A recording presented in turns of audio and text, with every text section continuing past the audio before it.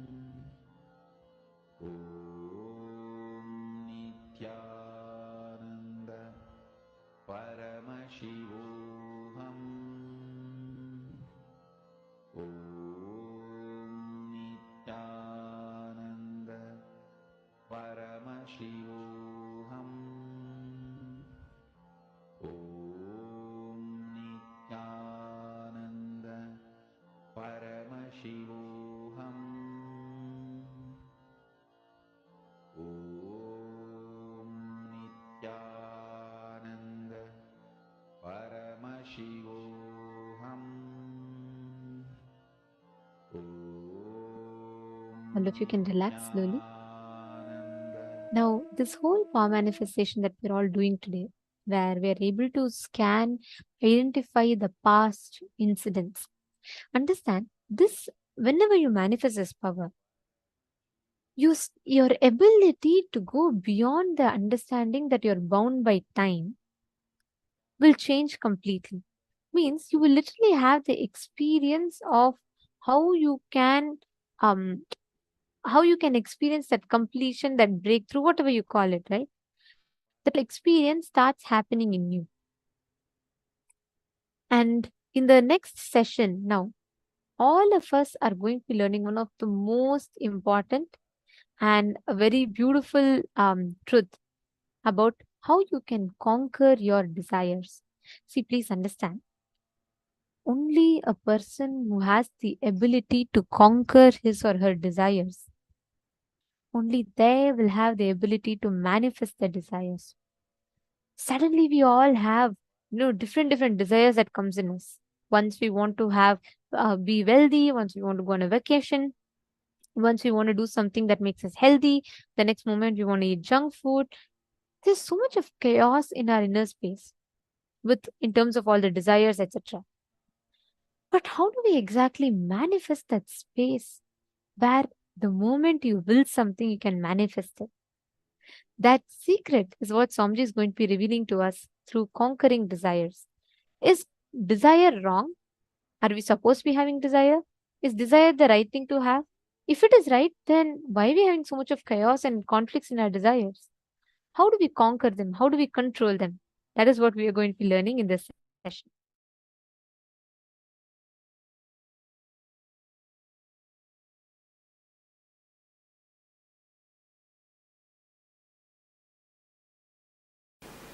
Your desires are your life. Your desires are your life. Listen. It's your desires which infuse life into you, and it's your desires which infuse energy into you. Same way, conflicts in your desires brings tiredness in you. Contradictions in your desires brings boredom in you. Confusions in your desires bring frustration in you. Please understand.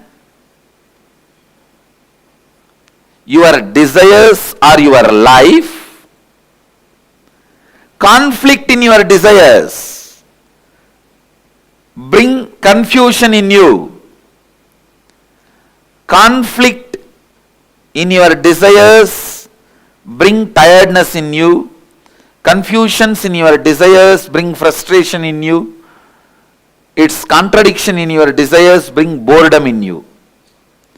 Actually, if your desire is pure, every breath you inhale and exhale will make the desire into reality. When your desires have conflict, confusion and contradiction, every breath brings tiredness, boredom, frustration in you. Every breath is like a air blower into balloon. Your desires are the shape of the balloon. If the shape of the balloon is Tom and Jerry, when you blow the air, you will have Tom and Jerry. Conflict, constant conflict.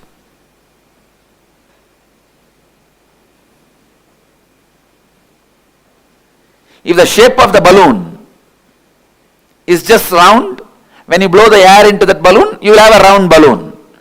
The shape of the balloon is tall. When you blow the air into it, you will see tall balloon. Your breath infuses energy into your desire. So the one and only thing you need to do in your life is not giving up desire, but removing the conflicts, confusions, contradictions in your desires. Please understand, renunciation is not giving up your desires, it is giving up conflicts, contradictions, confusions in your desire. one of the biggest mess up happened in the field of spirituality is wrong understanding. Renunciation means giving up desires. That's the worst understanding happened or misunderstanding happened in the spiritual field. Raga means attachment. Araga means detachment. Viraga means renouncing the conflicts, confusion and complications of desires. You need viraga, vairagya. Viraga becomes vairagya.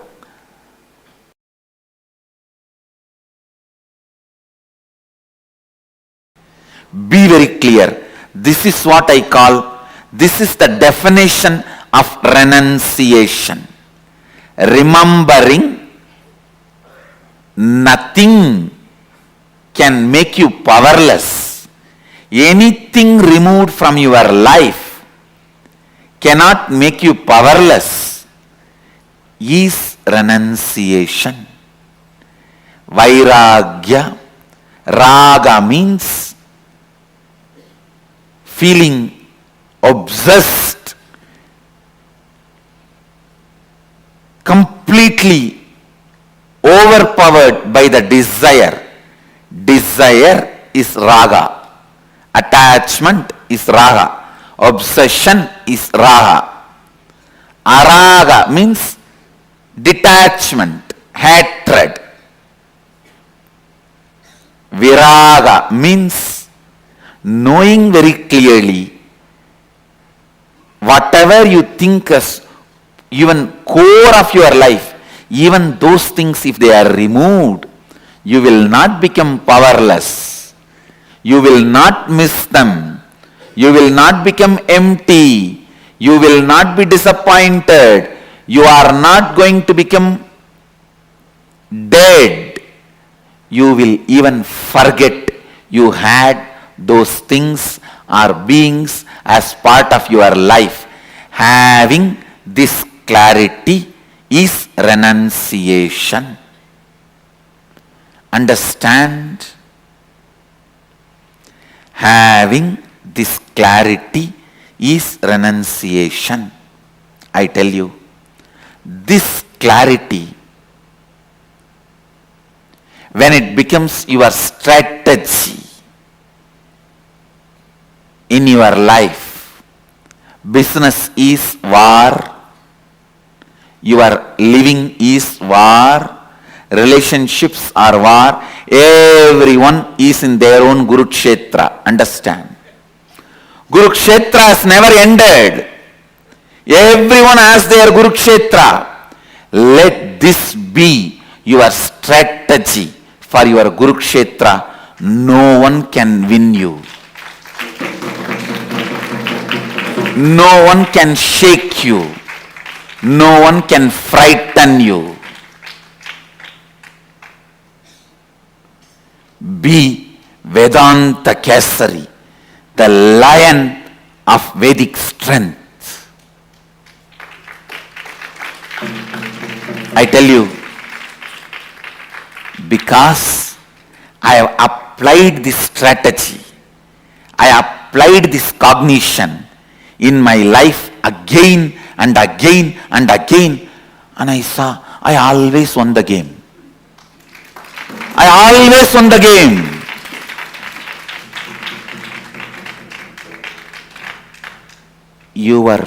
The moment you have a fear that if something is removed from your life, you will become depressed, you will become empty, you will lose life.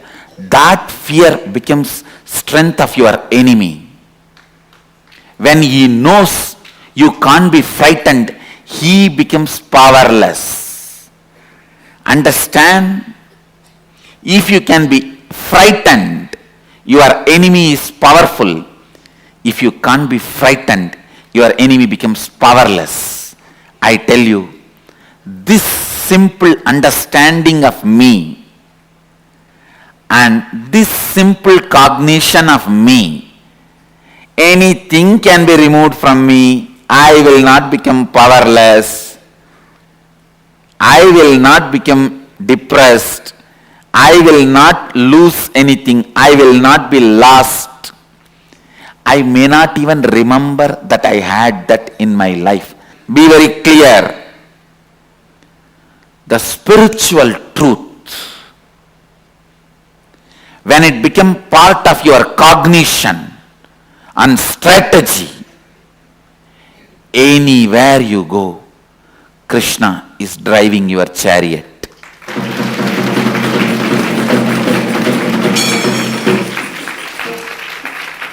Understand? Internalize just this one truth. Tena tyaktena bunjita. Tyaha. The word tyaha is used here. Tena means with this understanding from this context. Tyaktena bunjita ma krita kasya sridhanam. Please listen. The world is ever changing, but it is filled with consciousness, Isha. The consciousness is independently intelligent and compassionate. If something is removed from you, don't curse the life. It is done with tremendous compassion. It is done with tremendous compassion.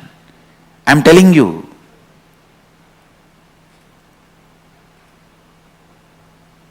Here, Upanishads are declaring you to do tyaga, renouncing, you to renounce with this context of Isha Vasyam Idagum Sarvam Yatkincha Jagatyam Jagat. Means world is changing and it is established in changing and it is filled with consciousness, Sachidananda, which is intelligent, truthful, blissful and compassionate. I tell you, a blissful being will always be compassionate being.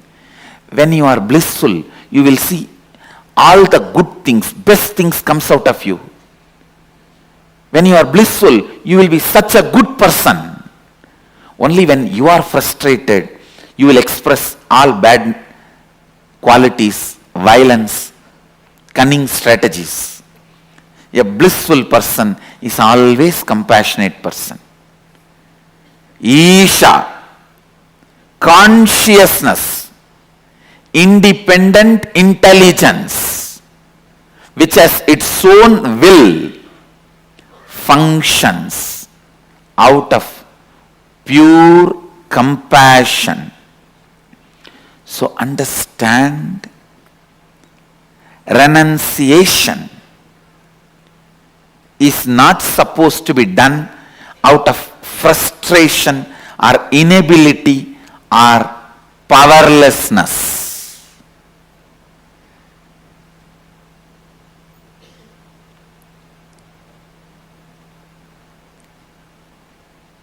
Whenever anything was removed in my life, I always saw life is only making me pure and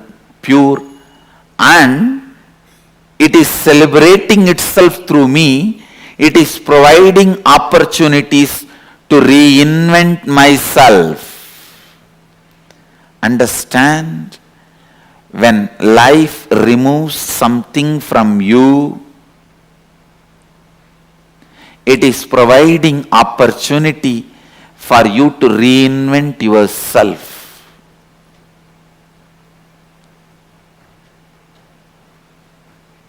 And when you are clear that nothing can frighten you, nothing can make you lost, Nothing can put you in powerlessness and depression. And I also want to tell you, you will understand exactly who is the exact enemy. You will exactly pinpoint who is your enemy, where things need to be done. You will not be confused. You will not overestimate your enemy. When you are frightened, you overestimate your enemy. Because you overestimate your enemy, you become powerless. Because you become powerless, it becomes easy for your enemy to destroy you. It's a vicious circle. And I am telling you, when you are clear, you will not be lost. You will not become powerless.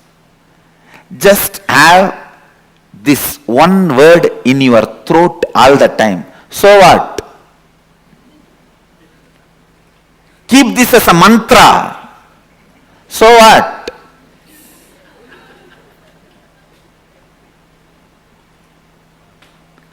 Know clearly. Nothing removed from you can make you powerless. And life removes it only to make you understand you can live without it. Reinvent yourself. Wake up.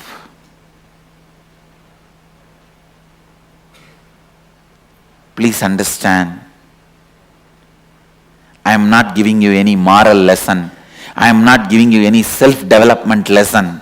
I am not giving you any self-help lesson. I am least interested in all of that.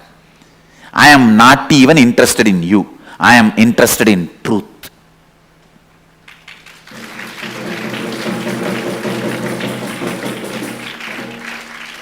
I am just interested in truth. I am singing it. Whoever wants to catch it, catch it.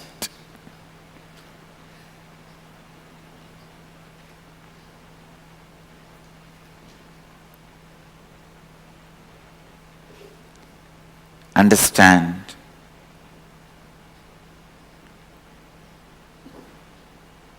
This one truth. Internalize. Internalize. Internalize. Today's homework for all the satsangis. List out 10 items which you really thought if it is removed, you will be lost, your life will collapse, but it was removed.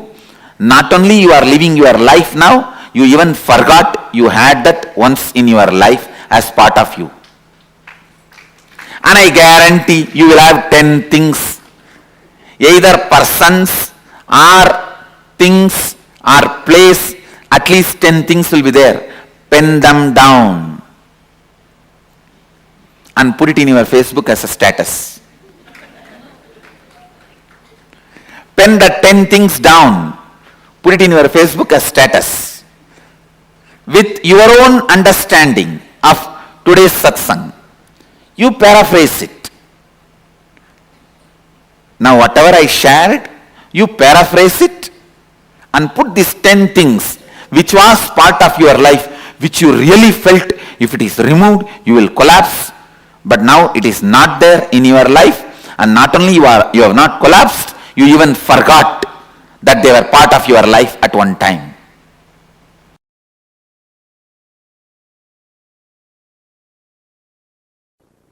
One of the biggest problem all human beings feel that they need to do a lot of actions, they need a lot of kriya shakti to achieve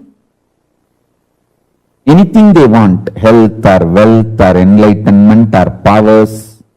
That is delusion. Please understand, you need sheer ichcha shakti, means will, desire, that's it. The desire itself is capable of manifesting kriya, the action power. Listen to these 3 words. Ichcha Shakti, your desire power.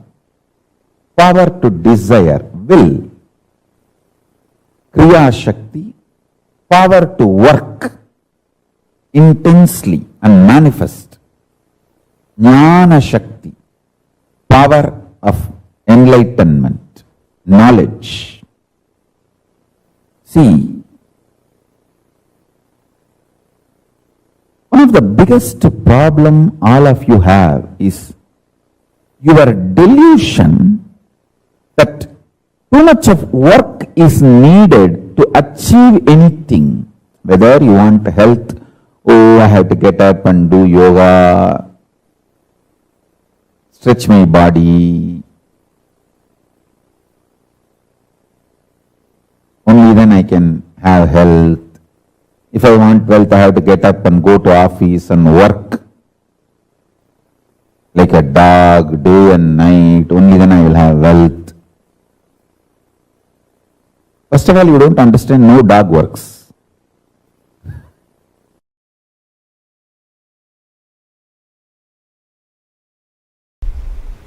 Third eye. It is also described as Anya in Sanskrit. Anya means will. Will to exist or will to collapse. Any will you carry is Anya. If your will gives you the hope about life, you will have life. If it gives you hope about death, you will have death. Anything you decide with your will, you manifest that. Understand, every breathing you do, you are giving life to your will to manifest. Every rupee you spend, you vote for that. If you are spending 1 rupee on pizza, you vote for pizza and its future.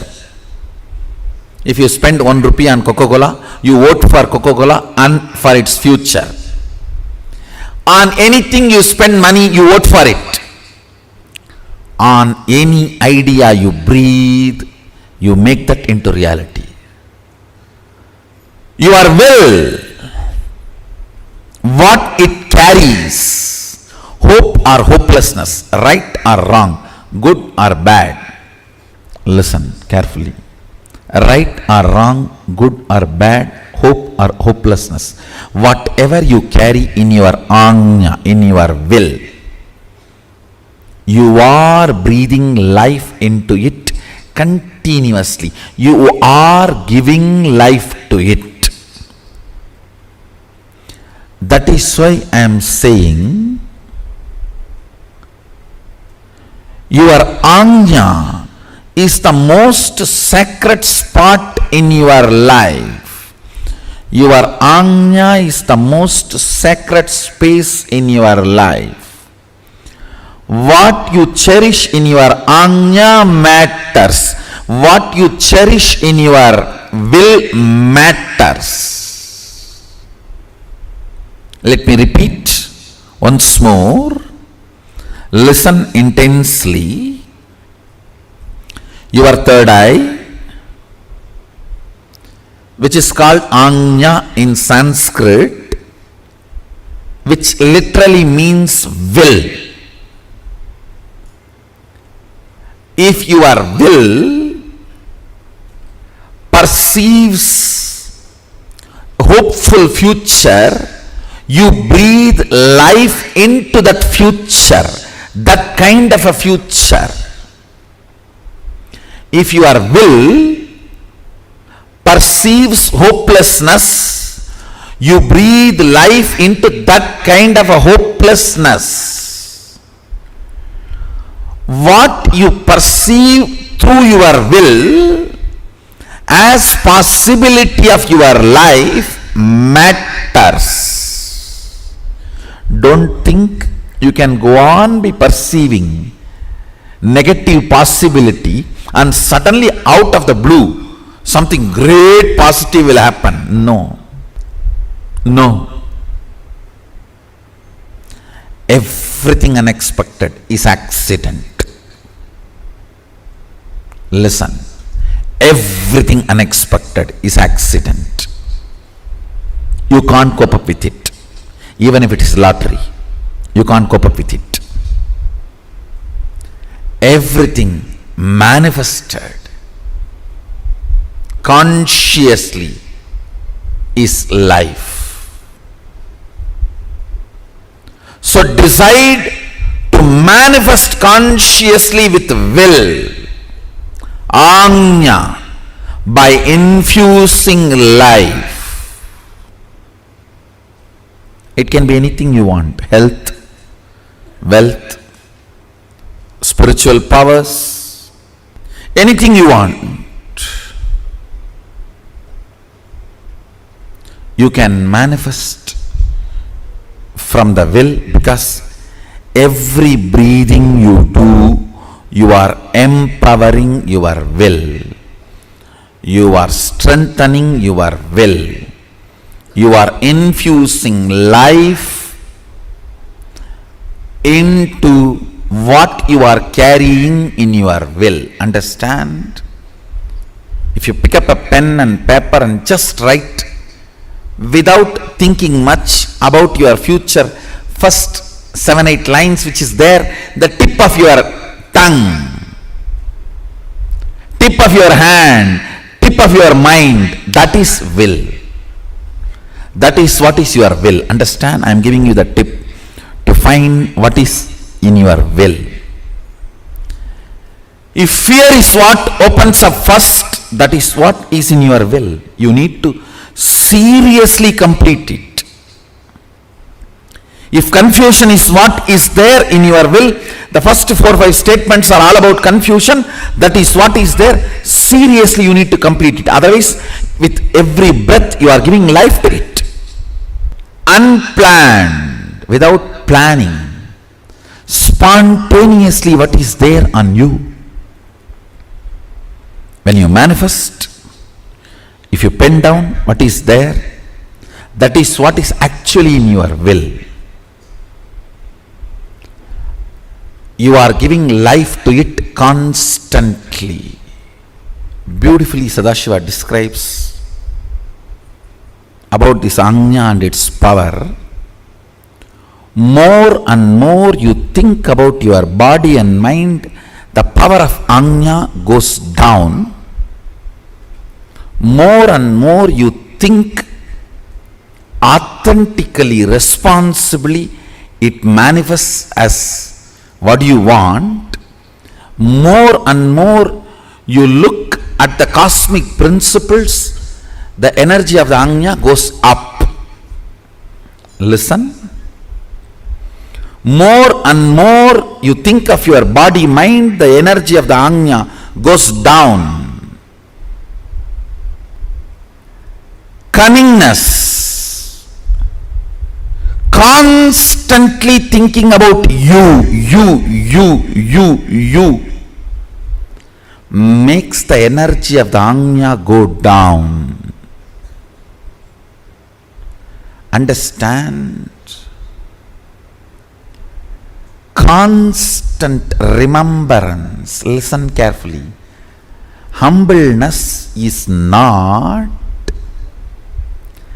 thinking yourself as a less. No. Thinking about you less.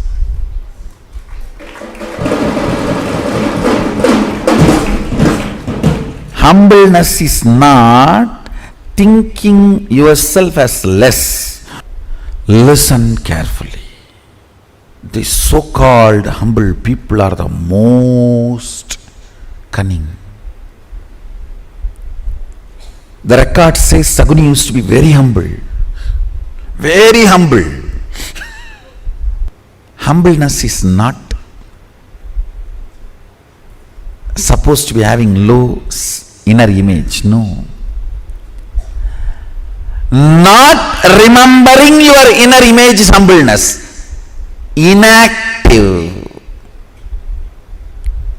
passive inner image is humbleness. Not low inner image is humbleness. Understand? There's a big difference. Low inner image is not humbleness. Passive inner image, inactive inner image is humbleness. Inner image from which too much of thought currents are not released.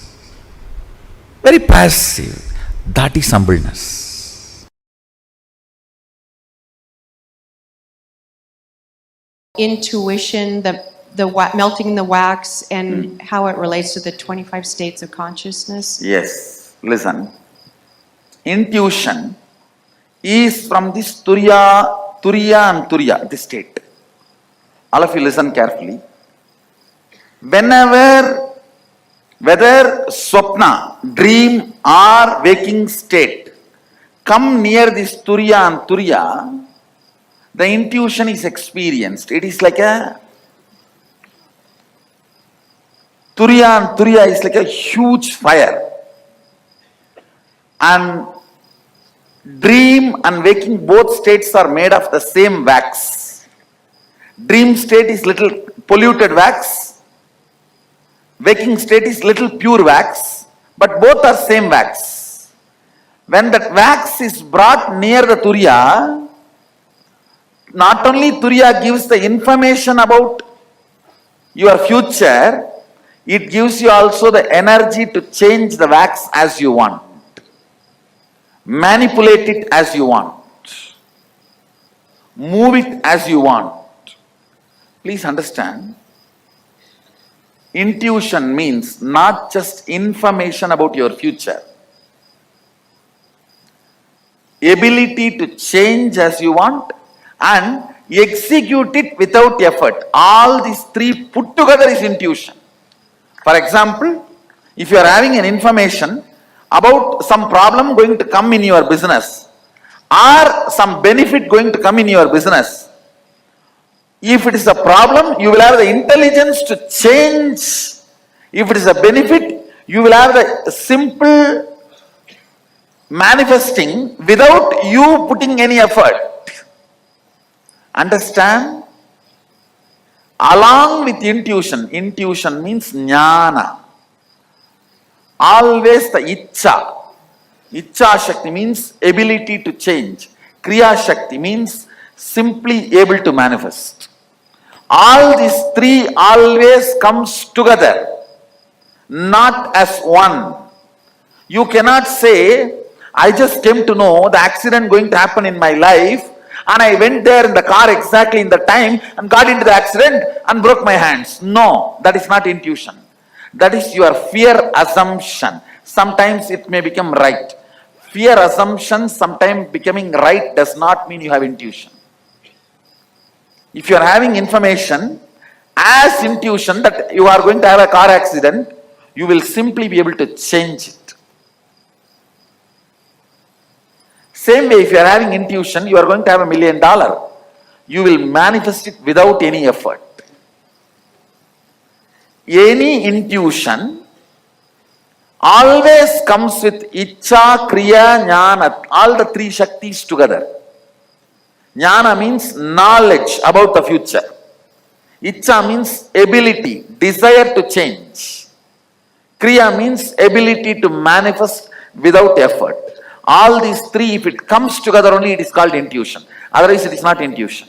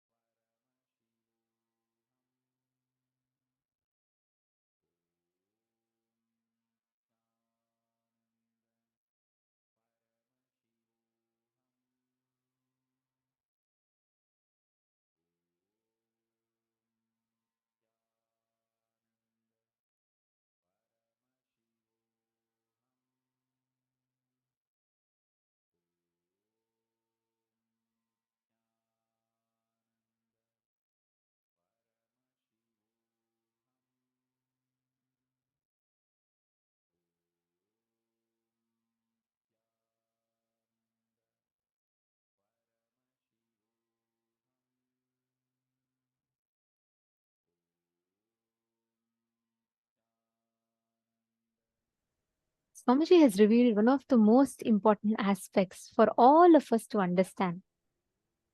How do you conquer desires? What does it mean exactly to conquer desires?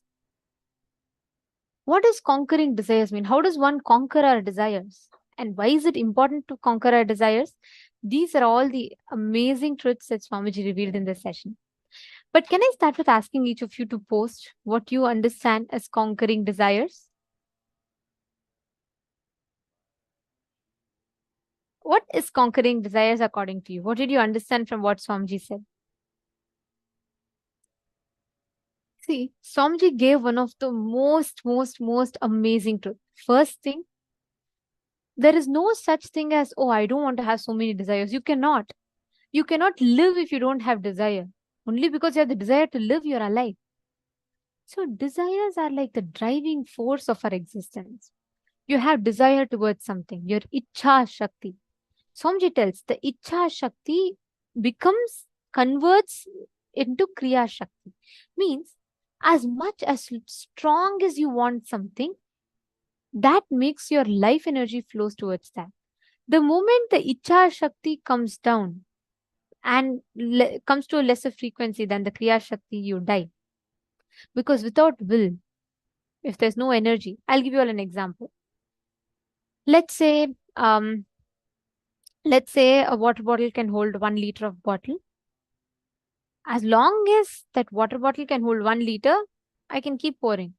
But if I keep putting more than 1 liter, what happens? The water overflows. Better example would be a water balloon. So let's say I take a balloon which can hold only 2 liters of water. So as much as I keep pumping water into it, it'll expand. Now, if I try to fit 3 liters of water into it, it'll just burst, correct? Same way, the water balloon is like that is the Kriya Shakti. Sorry, the water balloon is the Ichha Shakti. And the Kriya Shakti, the life energy. How strong your Ichha Shakti is, only that much Kriya Shakti it can hold. All our actions are driven by desire. All our actions. Your actions for your desire to live, your desire to breathe, your desire to exist. That makes you alive. That makes you function. That makes you move in life. Now, renunciation is not giving up your desires. It is giving up the conflicts, contradictions, confusion in your desire. We all always say, oh God, I don't want to have this year. Oh, I don't want to desire for wealth. I don't want to desire for health. No, it's not that. Deciding anything can be removed from me. I will not become powerless. I will not become depressed. I will not lose anything. I will not be lost. I may not even remember that I had that in my life, but I will not lose anything. I will not give up. That experience in you, anything can be removed from me. I will not become powerless. I will not become depressed. That is renunciation, tyaga. That's why there's a very beautiful verse in Mahanarayana Upanishad. It says, na karmana na prajaya dhane na tyage naike amritattvamanashuhu. Tyage naike amritattvamanashuhu. Swamiji used that line for explaining this. But how? Why? Because Swamiji tells, renunciation of the desires will make you manifest it. Renunciation of the desires means not giving up the desires, not saying, okay, I will stop desiring to become successful. I will stop desiring to become happy. I'll stop desiring to become healthy. No, that is not called renunciation. Renunciation of desires means dropping your self-doubt, self-hatred, self-denial, conflicts, contradictions, and confusions in desires. Are all of you catching it?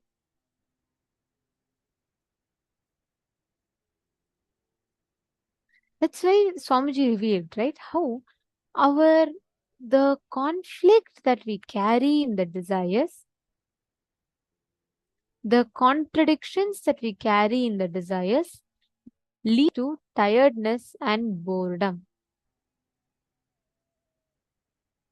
Understand every simple aspects of our life. Whenever, just look back. See where all you really feel like, you created some objects which you feel like you can never exist without it. But even when it is taken away from you, you can actually live. Like, for example, let me tell, like you all felt, each of us might have different things. For example, some of us might feel, I can never ever live without my brother being with me, without having my brother with me, or I can never leave away from my family. But now you will be living somewhere in a different country from your family. Once the whole situation came where you had to move, and finally, yes, you moved on, life happened to you. Or you would have felt you would have gotten your precious watch from your partner, and you would have kept it so safely, and you'll feel like, I can never ever live without it. It means the whole world to me.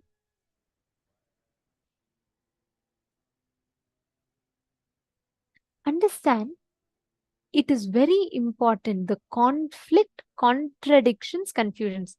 Purushananda is saying, I wish I could have all of that written down that you said.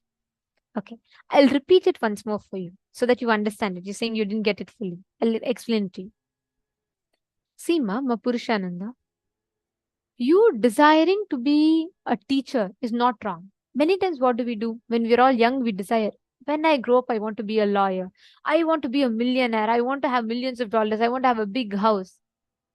But as you grow up, let's say you're 25 years old, 30 years old, but you're still, trying to barely pay the rent. You have loans and debts on you. What do? We give up the desire. We feel the desire to become a millionaire is a load. It is not meant for us, and we give up the desire. Giving up the desire is not the solution. Giving up the conflicts, contradictions, confusions that you carry inside you towards the desire is a solution. Are you understanding? It is not, oh, I can never achieve $1 million. Let me just give up. It's not meant for me, I think. That is not called renunciation. With that, you will never achieve anything in life. You have to have desires so that you can expand in life. But dropping renunciation is not for the desire. Renunciation should be for the conflicts, the continuous struggles in your inner space. Are you catching it, Ma Purushananda? Susan Davidson is asking, what if I don't have any conflicts, contradictions about a certain desire? It's still not happening. See, Susan Davidson, if I have a balloon that is Tom and Jerry shaped, conflicts. If I have a balloon that is heart shaped, love. Now what exactly you're doing is, I'm saying this to you in your situation. You blowing the balloon of Tom and Jerry and you're expecting heart to come means, understand, you are saying that there is no conflicts, confusions, or contradictions. That means, why is my desire not become reality? Understand, if you blow balloon air into the balloon that is shaped heart shape will only come. If it is not coming,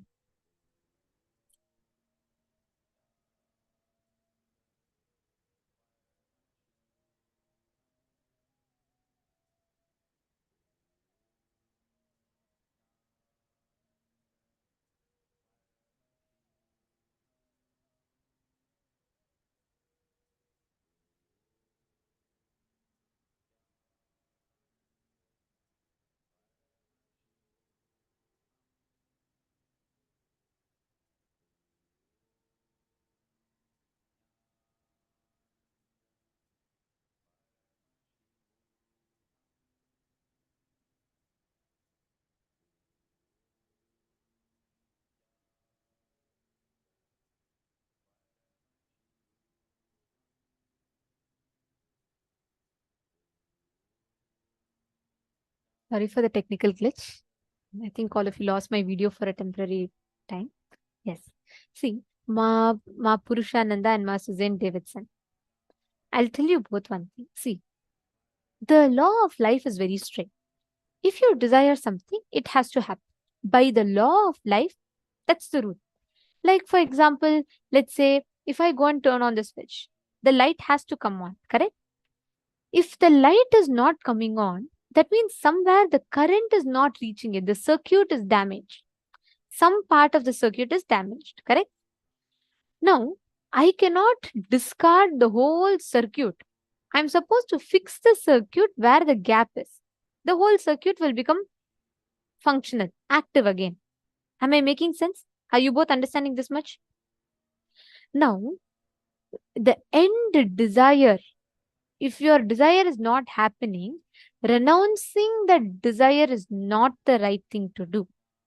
You're supposed to look in, identify what conflict. For example, you have a desire to become millionaire. Okay. Now, what is the thing? What is the action points that you're supposed to do for that? You should work, you should find resources, you should strategize, and then you should achieve it. You should work towards it consistently and achieve it.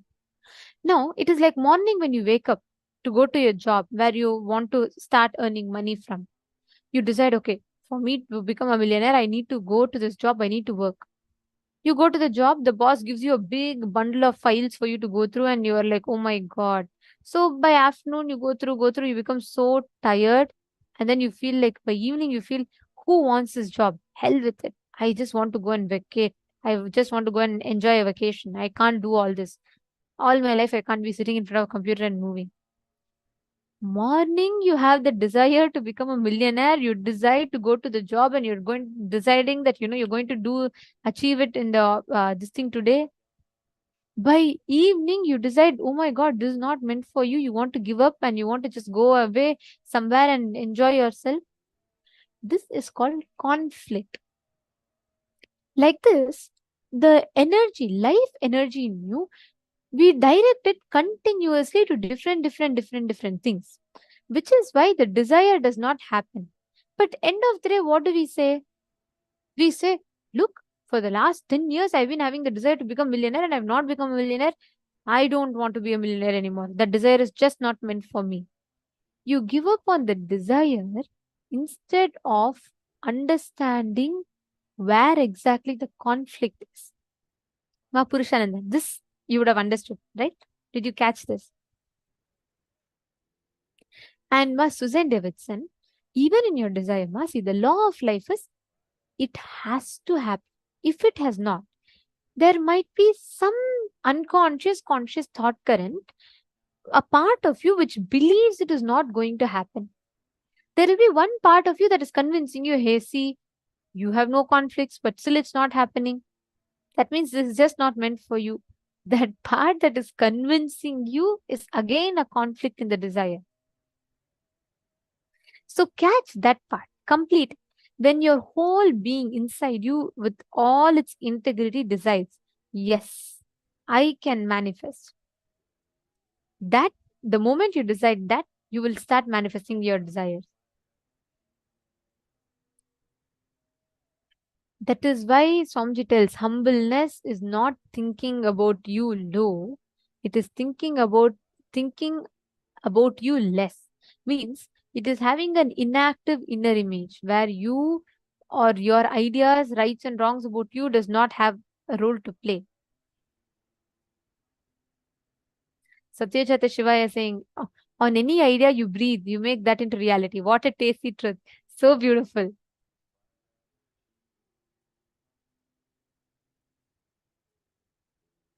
Very true, Aya. And Swamiji has given such an amazing truth. See, if each of us start catching this, you will never ever be stuck in any kind of a confusion or chaos in life. You will simply know the signs of manifesting. Satish Varanaya, Everardo Alfaro Aya. Wonderful. Very nice to see you all learning and you're all saying you understand. Okay. Now, I request each of you to take 10 minutes. Pen down all the conflicting, contradicting, confusing desires inside of you that you're carrying.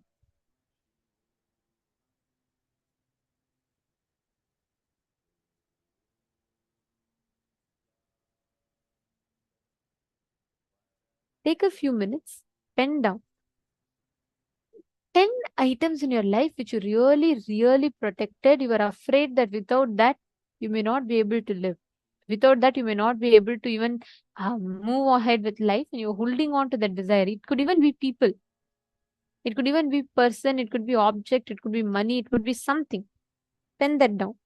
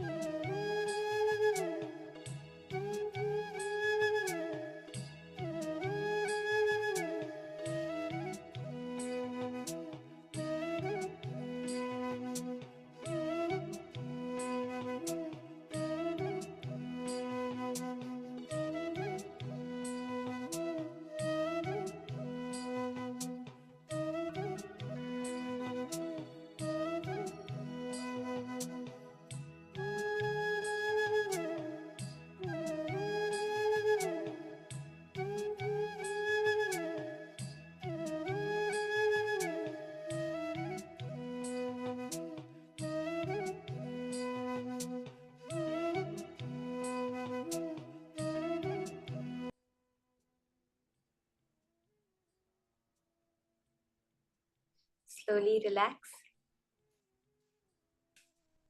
When each one of us realize how at our fundamental space we are completely unaffected by anything that's happening in the external world, we so beautifully start opening ourselves into that unknown.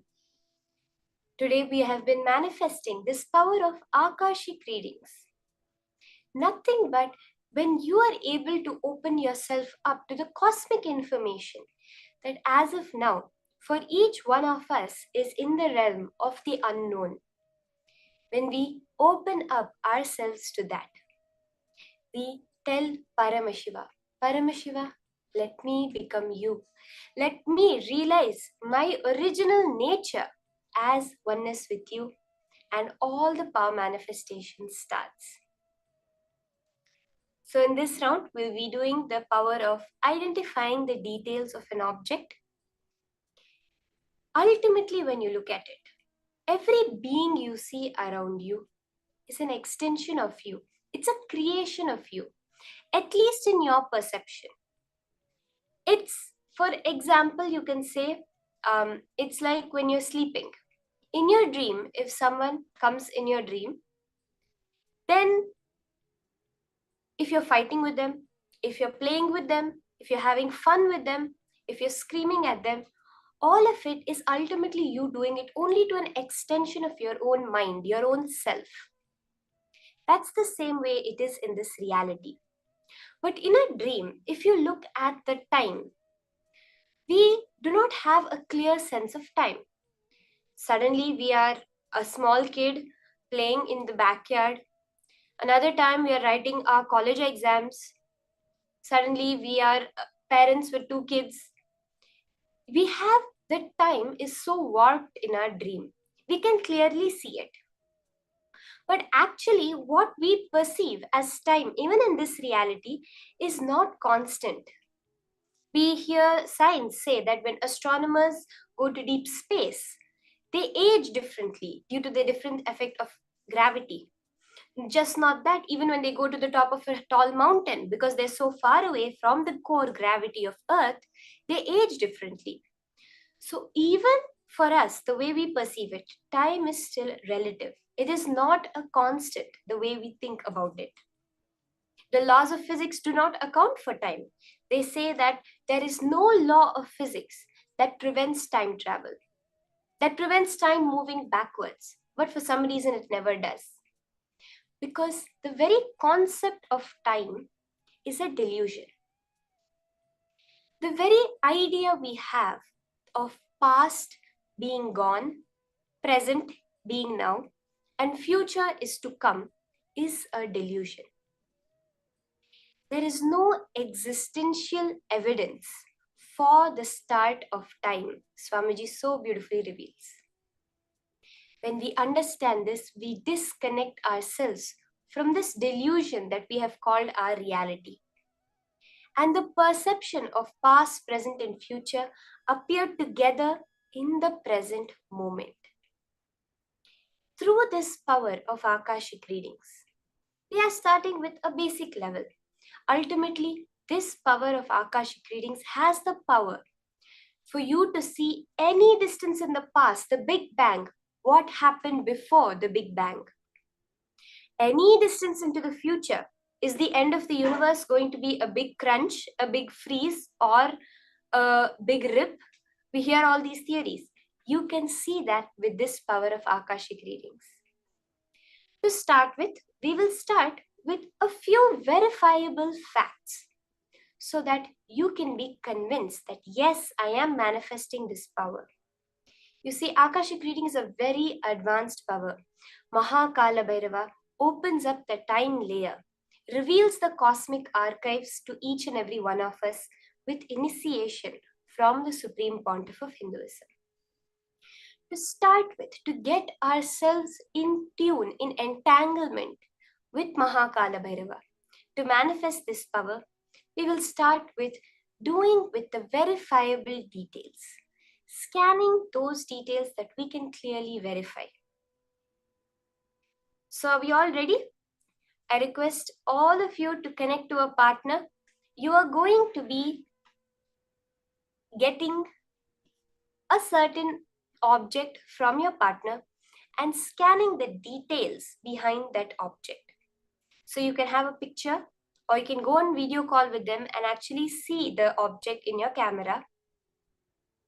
You're going to be scanning how they got that object, who gave it to them, what the significance of that object is to them, when they got it, as much detail as possible.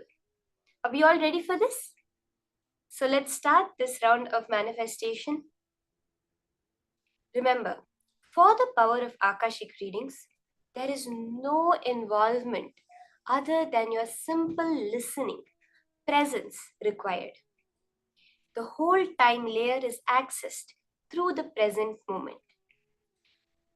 Just keep a Atma Murti of Swamiji, the form of Swamiji in front of you. If you have the Jnananjana, you can apply the Jnananjana on your third eye and on your two eyes and on Swamiji's third eye. You're going to be looking with all your three eyes intensely into the form of Swamiji. And the Akashic records, the cosmic archives, will clearly appear to you like how you read a text on the screen.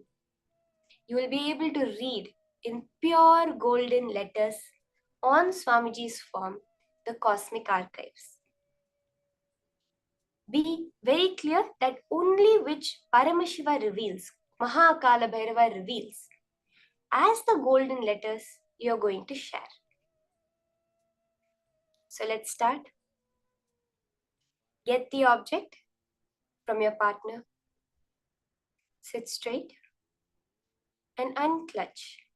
Let there be no movement in your inner or outer space. Anything happening, witness it. Chant the Mahavakya intensely.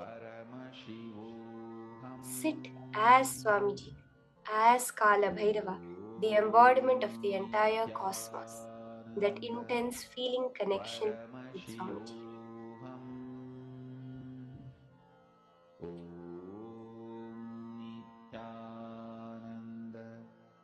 Paramashivoham. Om Nityananda Paramashivoham. Om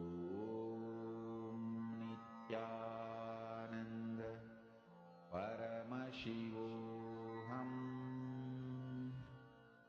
Om Nityananda Paramashivoham.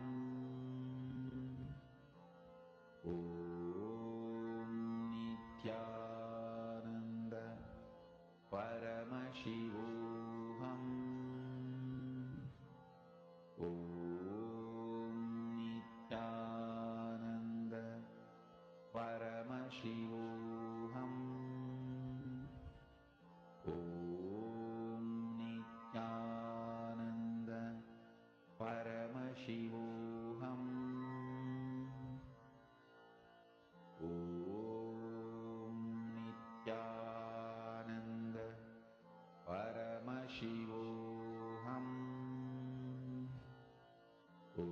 Om Nityananda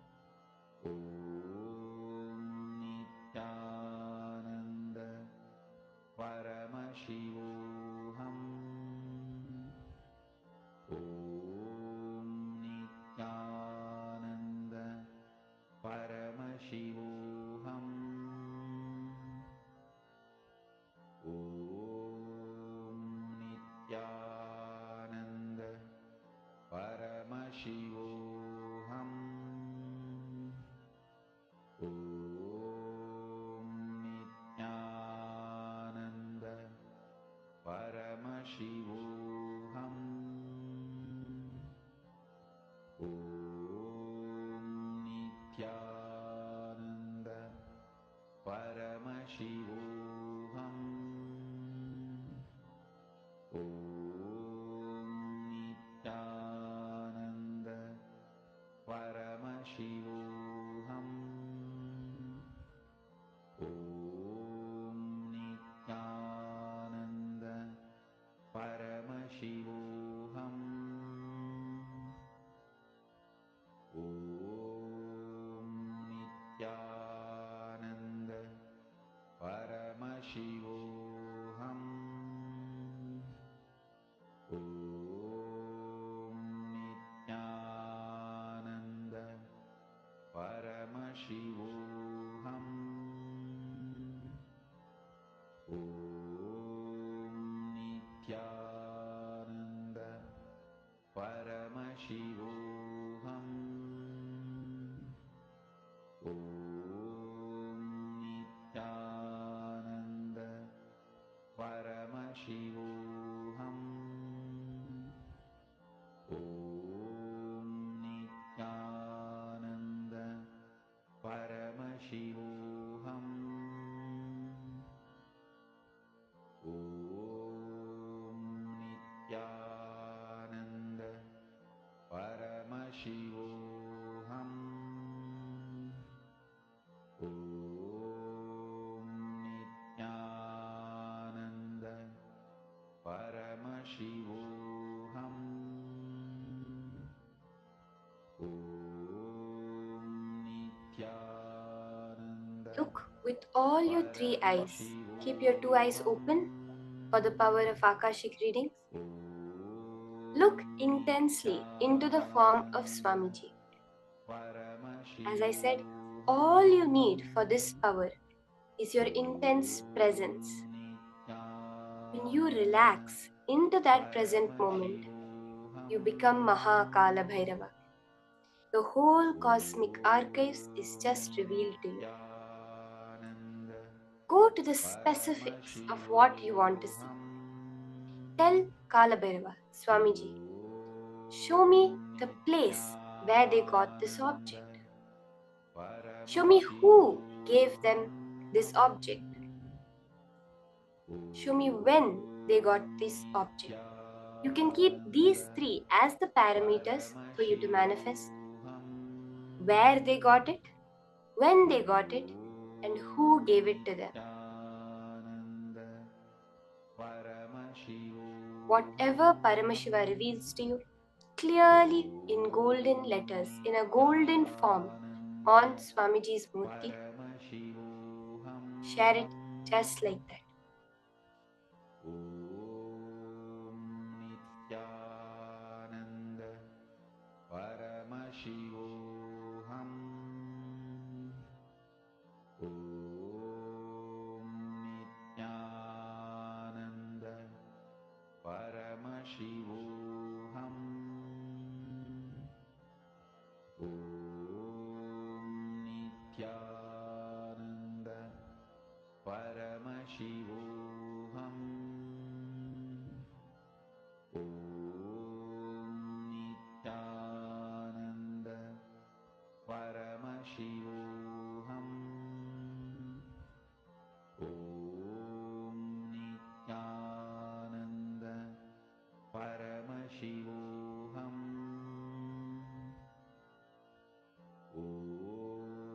Om Nityananda Paramashivoham. Om Nityananda Paramashivoham. Om Nityananda Paramashivoham. Om Nityananda Paramashivoham. Om Nityananda Paramashivoham. Om Nityananda Paramashivoham.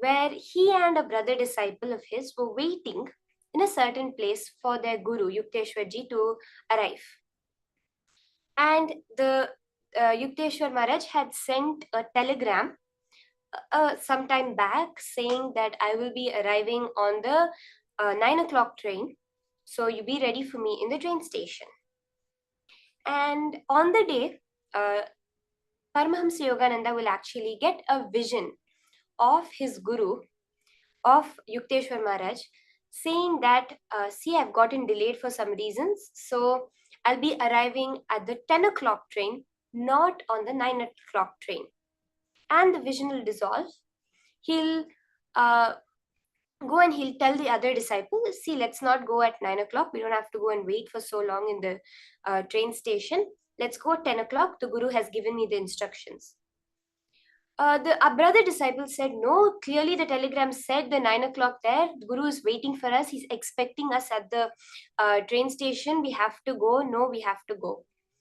So, but Paramahamsa Yogananda is very clear. He just knows, no, that Yukteswar Maharaj is arriving on the 10 o'clock train and not on the 9 o'clock train.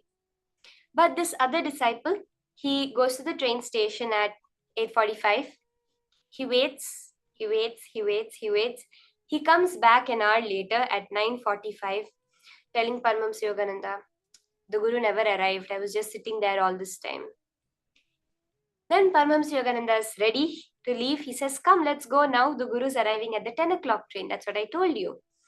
And they go, and exactly Yukteswar Maharaj, in the exact same get-up, the same dressing, the same style, the same jewelry, everything comes out of the train as he gave the darshan to Paramahamsa Yogananda. Just by that intense feeling connection, he was able to see, was able to know what the happenings of the future are. Like this, we have so many incidents in the life of so many enlightened masters. One of the most popular things where some disciples who are unexpected are going to be coming that night, but suddenly the guru gets up. We have seen this in the life of Satya Sai Baba, of Sharada Devi, in the life of even Paramahamsa Yogananda's guru, where in the middle of the night they'll get up and they'll tell everyone, start cooking, cook food for 20 people. And they'll be like, Swamiji, it's the middle of the night. Yes, some disciples are coming at this time. Keep the food ready for them. The Adinam, the ashram would have had no intimation of their arrival. But exactly as said, those disciples will arrive and the food will be hot and ready for them. This is the space of being able to see the Akashic records. So you can post whatever you have verified that you share with your partner, whatever details you got, even the smallest detail, if Paramashiva has revealed to you. It may be something as small as just a small color you got right, or else one of the numbers in the date and time. That itself is a manifestation. You are manifesting Paramashiva. So celebrate that manifestation.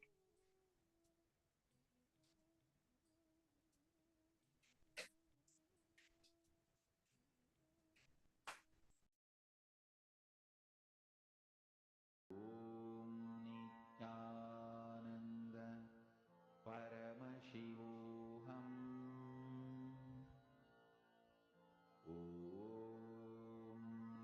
Nityananda Paramashivoham.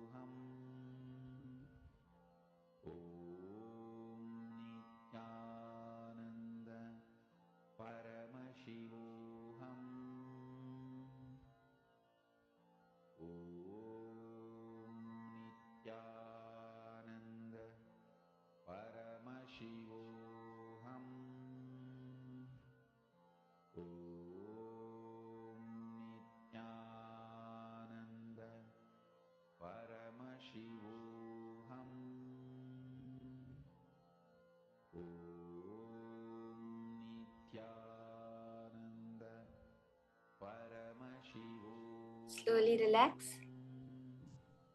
You can finish up completely verifying with your partner whatever Paramashiva has revealed. Go to the as much detail as Paramashiva reveals to you.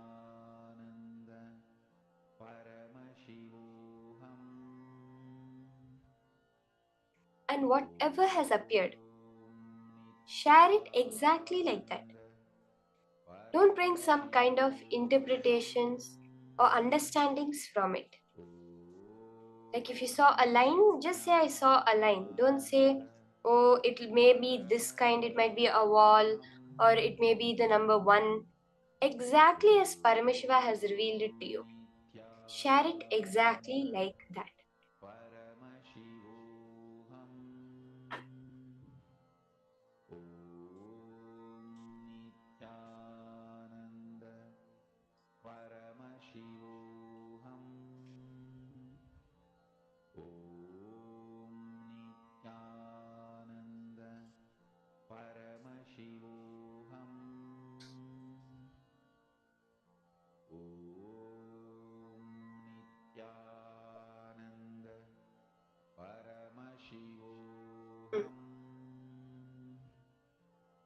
Now,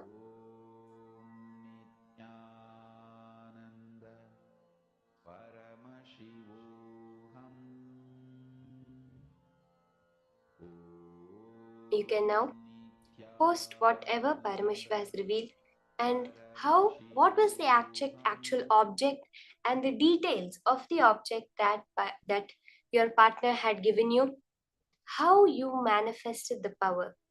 Celebrate any small manifestation that has happened, because that is the message you are sending to the cosmos to make you manifest more and more. As we just learned, that Ichha Shakti to manifest, when you are celebrating, the Kriya Shakti is only needed for that celebration, but the Ichha Shakti itself will make it manifest. Now, we are going to be entering into the next higher powerful cognitions from Swamiji on the time-space continuum. Swamiji says, time and space are not two entities the way we perceive it. They are a single continuum. So let us understand more about this from Swamiji now.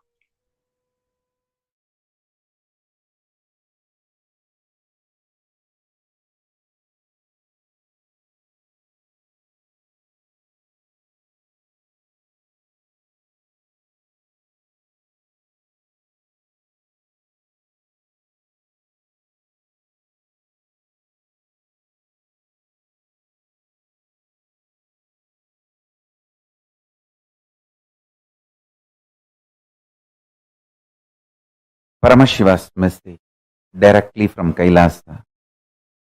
Listen.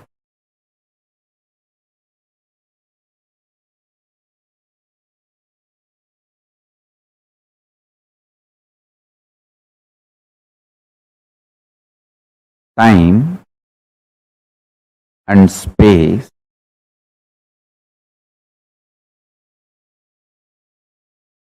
the continuum of time and space is due to a stuff connecting both.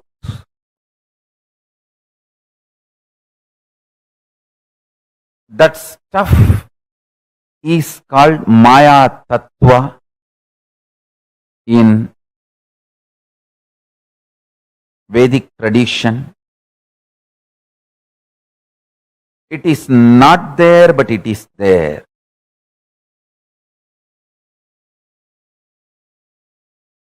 Because the time and space, both the dimensions, do not have a clear border, kind of a watertight compartment border. No.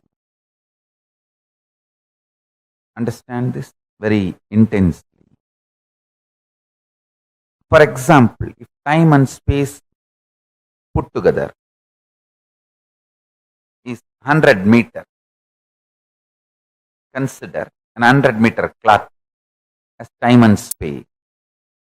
For some people, 60 meter is time, only 40 meter is space.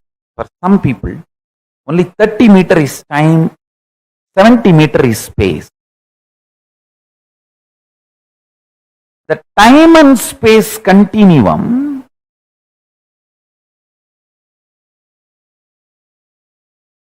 and the way it exists as reality for you is not the way it exists as reality for others.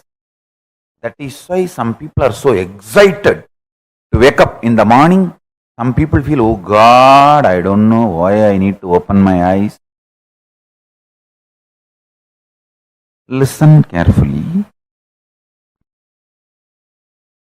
The outer world reality is perceived between certain frequencies. Like I gave the example, 20 hertz to 20,000 hertz sound only can be perceived by any normal human being. Below 20 hertz or above 20,000 hertz, you can't perceive it. You can't hear it.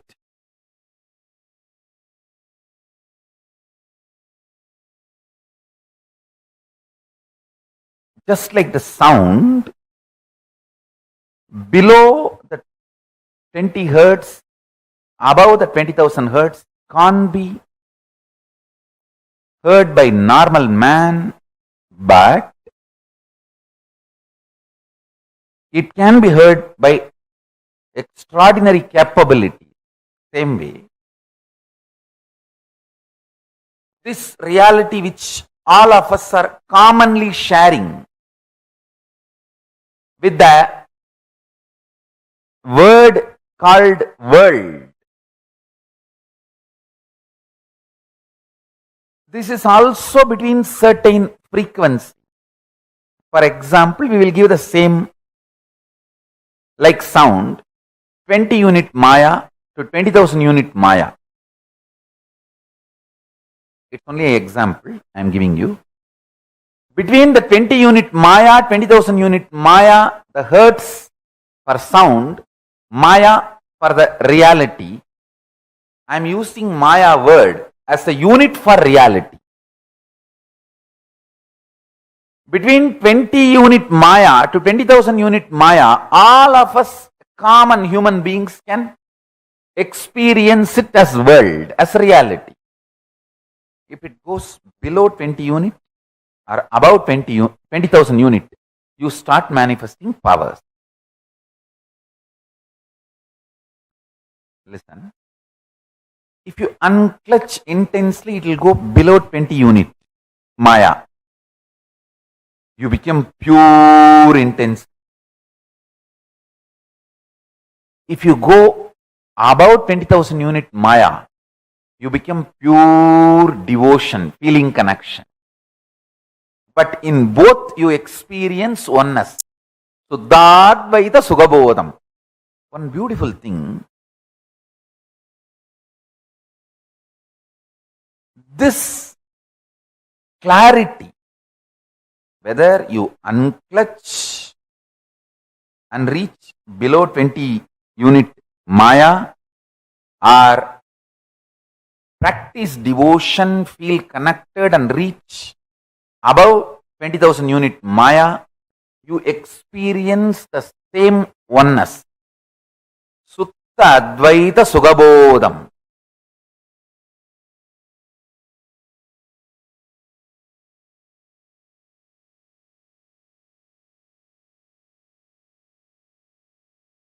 If I initiate you into power manifestation, your whole body, mind starts getting grounded in that oneness space. Sutta Advaita Sugabodha. What you manifest is Shakti, not ordinary Siddhi.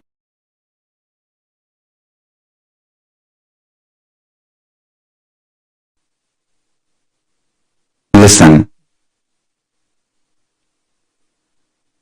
The higher dimensions,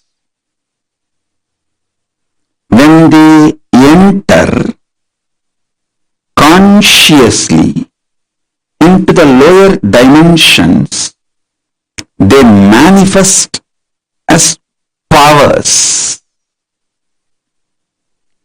Unexpected positive turn of the events and the reality you experience.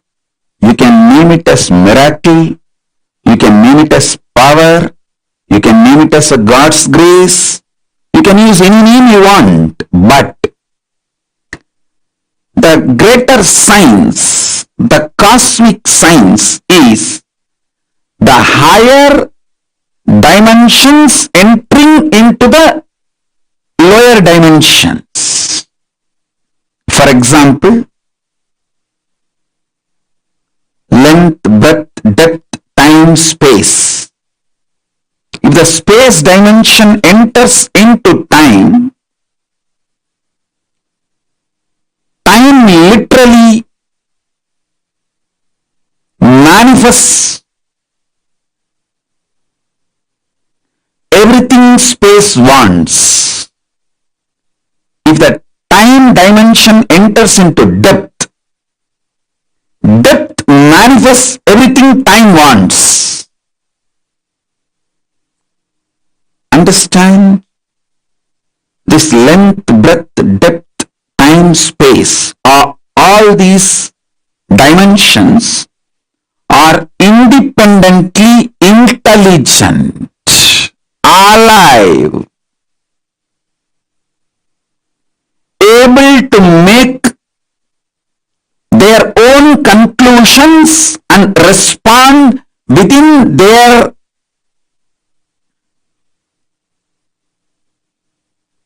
frame and working zone. Please understand.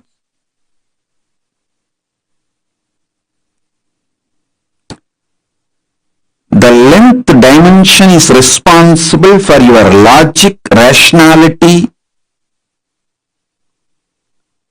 the breath dimension is responsible for your ability to feel the emotions, feeling connections. The depth dimension is responsible for you making cognitions, powerful cognitions about life beyond your logic and emotions. I am mapping the cosmic dimensions into your practical every day-to-day experience. Listen.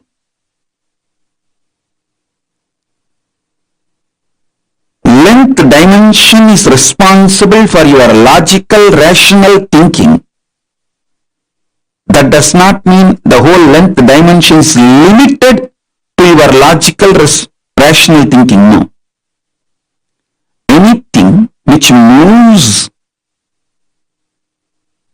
as per the logical, rational thinking you understand, all of that are bound by the same length dimension. For example, if you know this is the way water will flow, water moves from above to low. Water is also bound by the same length dimensions thinking. That is why your understanding about the water based on your length dimension thinking proves true forever. So, the cosmic length dimensions flow when you understand the length dimension in you through logical, rational thinking opens the life and its benefits of length dimension to you. A person who knows maths enjoys all the benefits mathematics brings to human life. A person who knows chemistry enjoys all the benefits the chemistry brings to human life. The person who knows biology enjoys all the benefits the biology brings to human life. Same way, if you know the length dimension and how many things in this world function based on length dimension, you will enjoy the benefits of all that knowledge in your life. Length dimension by itself is a power, independent intelligence. Same way, breadth dimension by itself is a power. Anyone who understands the breadth dimension will be an amazing lover. People will just love to hang around him. He will be an amazing, a powerful magnet, radiating love. Even his people who have difference of opinion with him for some reason or who are jealous, angry, who cherish enmity, even they can't deny they are pulled towards him. How he gravitates them.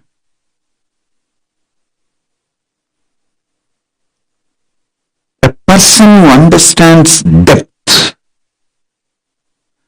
dimension of the universe has access to everything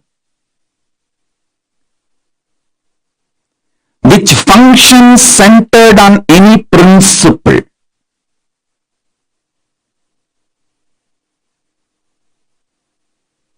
Metallurgy, economy, politics, social science. Everything which functions centered on some established principles, some deep cognitions. See, your doctor may prescribe drugs from different pharmaceutical companies. One doctor may give paracetamol from one company, another doctor may give the prescription from different pharmaceutical company, but the fundamental principle, cognitions, will be same for all the doctors who are pro-life, life positive, who are oriented, who are focused on treating the patients. Understand? I was studying why Americans trust Indian doctors. You should know, Indian doctors are the most successful doctors in US, not just in number or making money, trusted by the patients, because fundamentally they don't compromise on the health of the patient. You can't buy an Indian doctor easily. I'm not saying the other culture doctors can be easily bought over. No, I'm not saying any of that. Don't make negative inference. I only wanted to say the statistics available, data available proves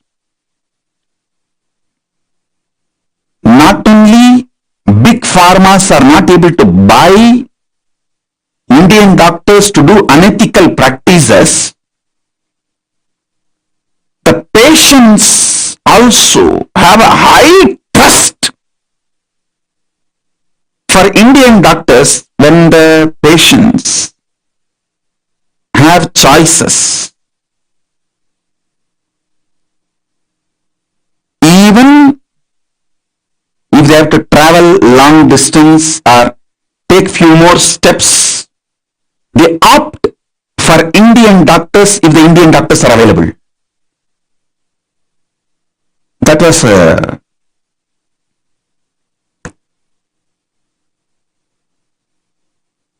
surprise.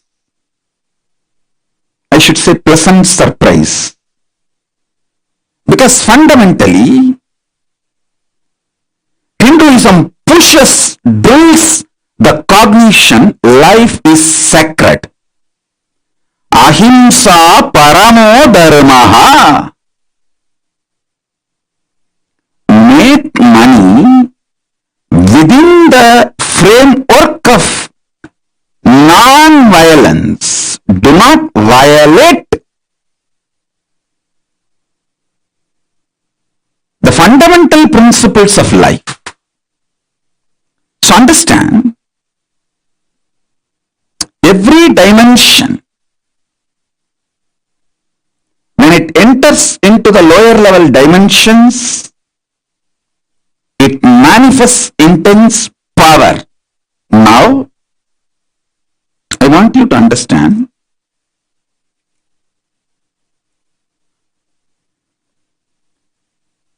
time and space is independent intelligence and power. I'll give you simple understanding, very raw, crude, down to earth,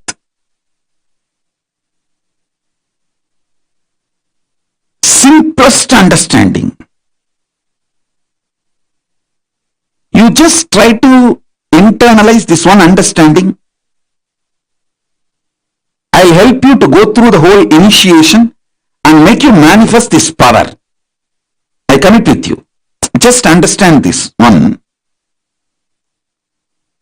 Time is as alive as your skin. If you believe, cognize, your skin is alive. If somebody massages your skin, you feel good. If somebody cuts it, you feel bad, pain. How much your skin is alive, that much, I should say little more than, much more than that, time is alive skin of the cosmos. Listen, where your skin ends, the skin of the cosmos, which is called time, starts. Actually, your skin and the skin of the cosmos both always touch each other. You can't be away from cosmos. Understand this?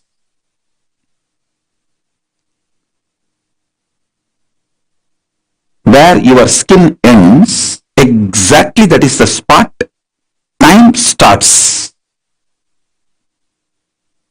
Time is the skin of the cosmos.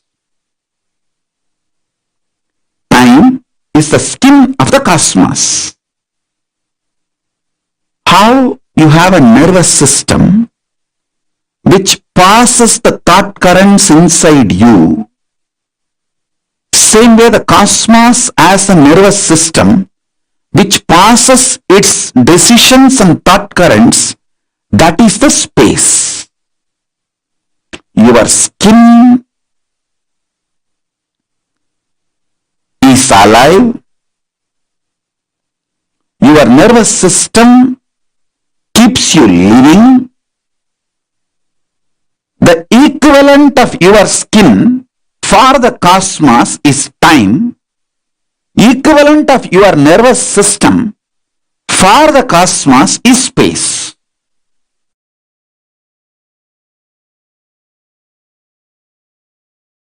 See, the time-space continuum word, only I am trying to explain by using the original Sanskrit word Chidabhasa. The Chidabhasa only I am trying to translate with the English word time-space continuum. Some of the understandings related to time-space continuum and techniques I will reveal. Understanding is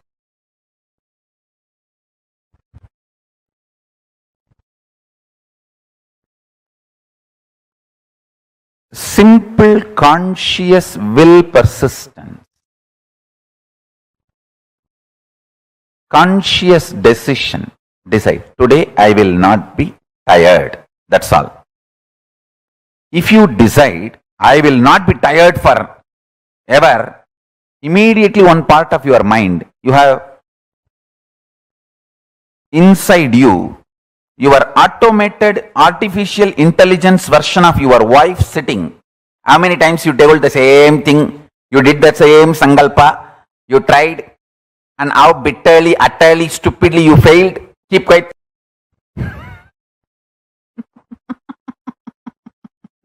Automatic intelligence version of your husband, your wife is sitting inside you. This may look too simple, but when you start practicing, you will understand how powerfully this technique works for you to be stable. Understand? The most beautiful emotion which can bring stability in your life is love. Morning when you wake up the Atma Linga which you are wearing. Mahadeva, please wake up. Morning when you take bath, Swamiji, please take bath. Pour few drop water on that linga. Always wear it. That is the best way. Pour water on your body and pour water on the linga. Swamiji, please take bath. When you eat, whatever you eat, Swamiji, please eat. When you brush, you don't need a separate brush. Nothing is wrong. I am telling you, I am your guru. To whoever I gave the Atmalinga,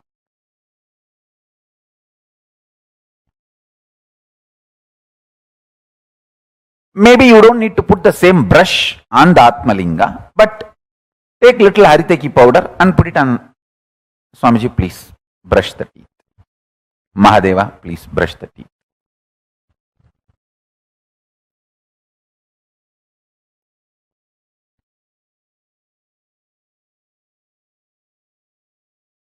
Too simple. And when you are falling asleep, tell him, Mahadeva, please sleep.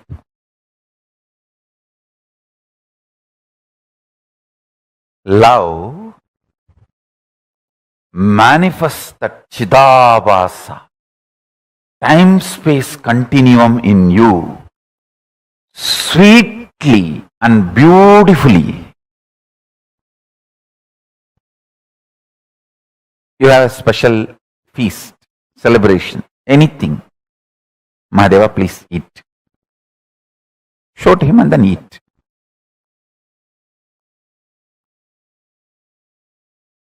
Start this. It is too simple. Time-space continuum. That Chidabhasa will explode in such high energy. When you spray perfume for you, just put little on him. Mahadeva, very good perfume. I got it yesterday. Lipstick, just put little, nothing wrong. Whatever I am enjoying, I have to give.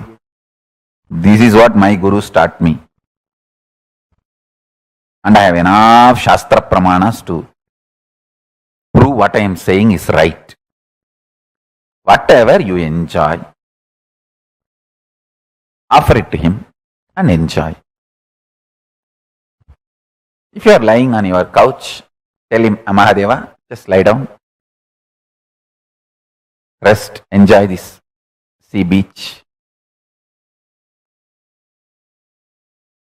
I tell you, he is neither outside you nor beyond your reach. He is the source of you.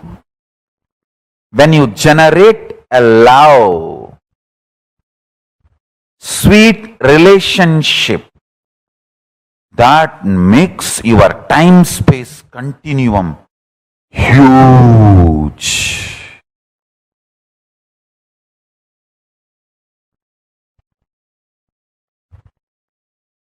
Huge.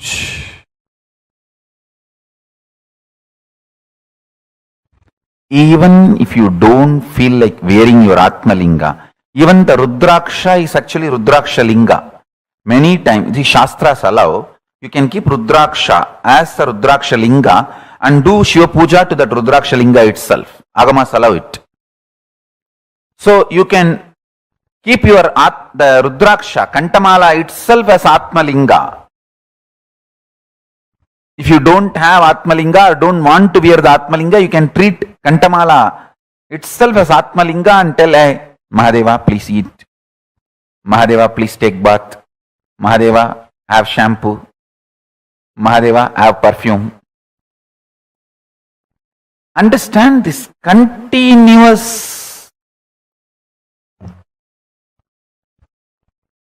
love continuum will make your Chidabhasa powerful. Your Chidakasha will become strong. And the time-space continuum will expand. I tell you, this attitude, this will start building everything. People who lived around me can remember very clearly, even if some book is printed, invitation printed in our Kailasa, in our Sangha, and first copy is brought to me. First I'll take it and put it on Atmalinga. I always have Atmalinga on my body. Whenever, if I am not wearing it, it is there in the Ananda Gandha. I'll put it on Atmalinga and say, Paramashiva, please have it. I tell you, that will bring such extreme sweet relationship. And you just see, even if you start understanding, He is watching over, He is continuously seeing you, that is enough to make you fall in love and explode in love. I have seen people, the moment they know I am seeing them, they just go crazy with love.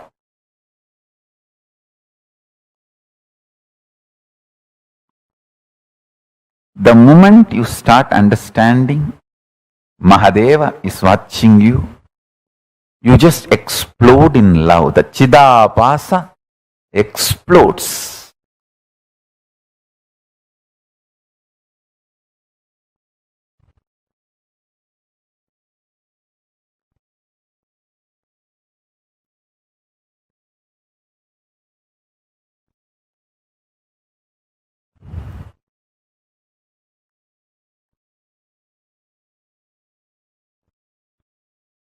Vyutpatti of the word Chidabhasa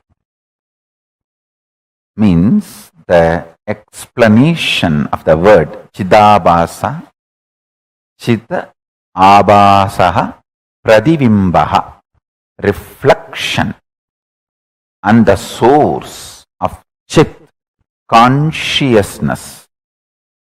Buddhavatma Pradivimbe Jivaha Jive.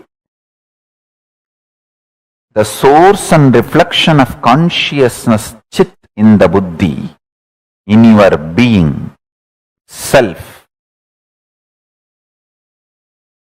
Buddhi vritti Chidabhasau idi Vedanta Karika.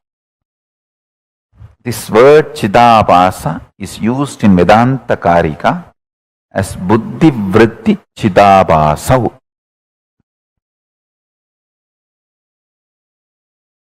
Listen. The source where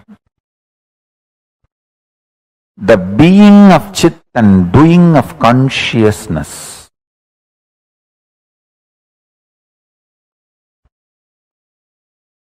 is felt, manifests, Chidabhasa.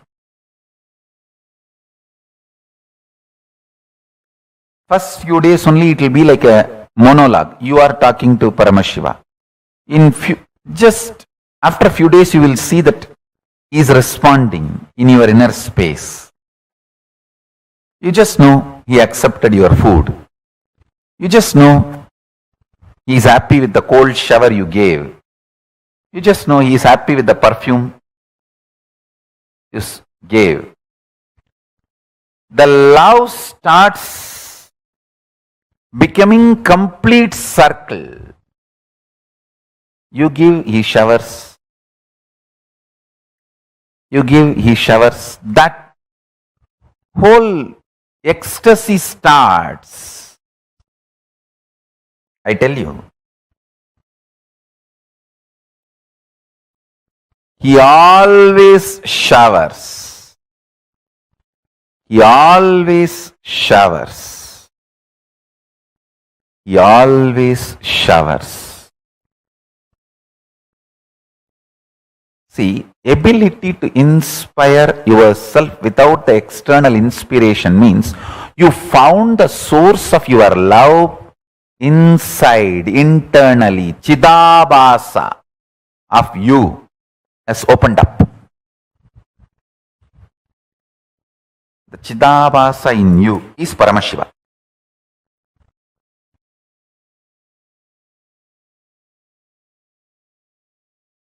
I'll be absolutely integrated to all of you. let me give you the first truth, powerful cognition from today. It got revealed into me in Tamil, so I'll recite as it is, then I'll translate. அகச்சார் புடமையும் புறச்சார் புடமையும் பரம்பொருள் நிலையே என பரம்பொருளுக்குள் நிருந்து நீரு Hindu. That's the word got revealed. நீ ரு இந்து. தன்னை தன்மயத்திற்குள் இருப்பார்க்கே தான் தானே வெளிப்பட்டு தன்மய சக்தியெல்லாம் பொங்கிப் பிரவகிக்கும். Let me translate in English. Understanding the inner dependency or outer dependency for your existence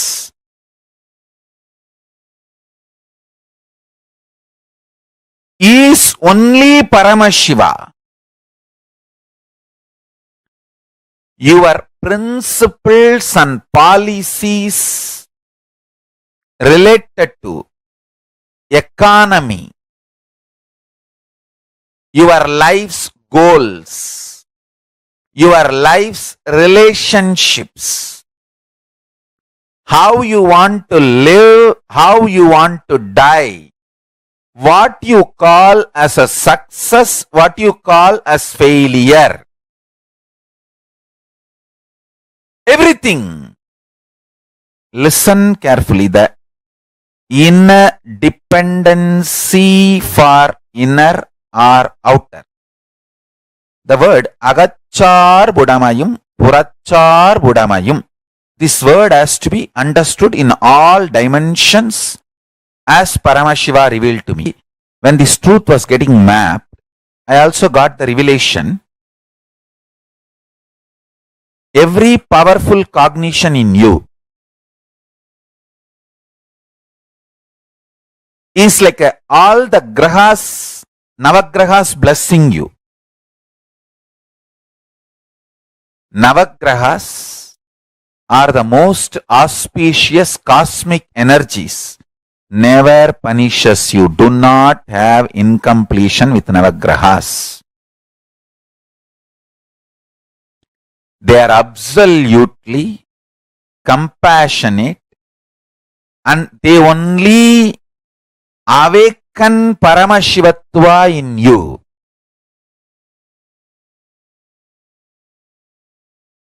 They only manifest Paramashiva in you. Listen carefully.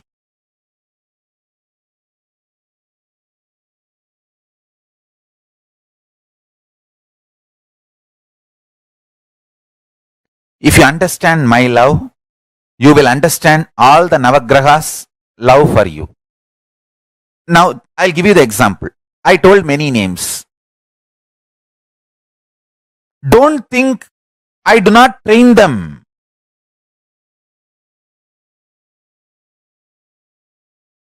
My extreme love,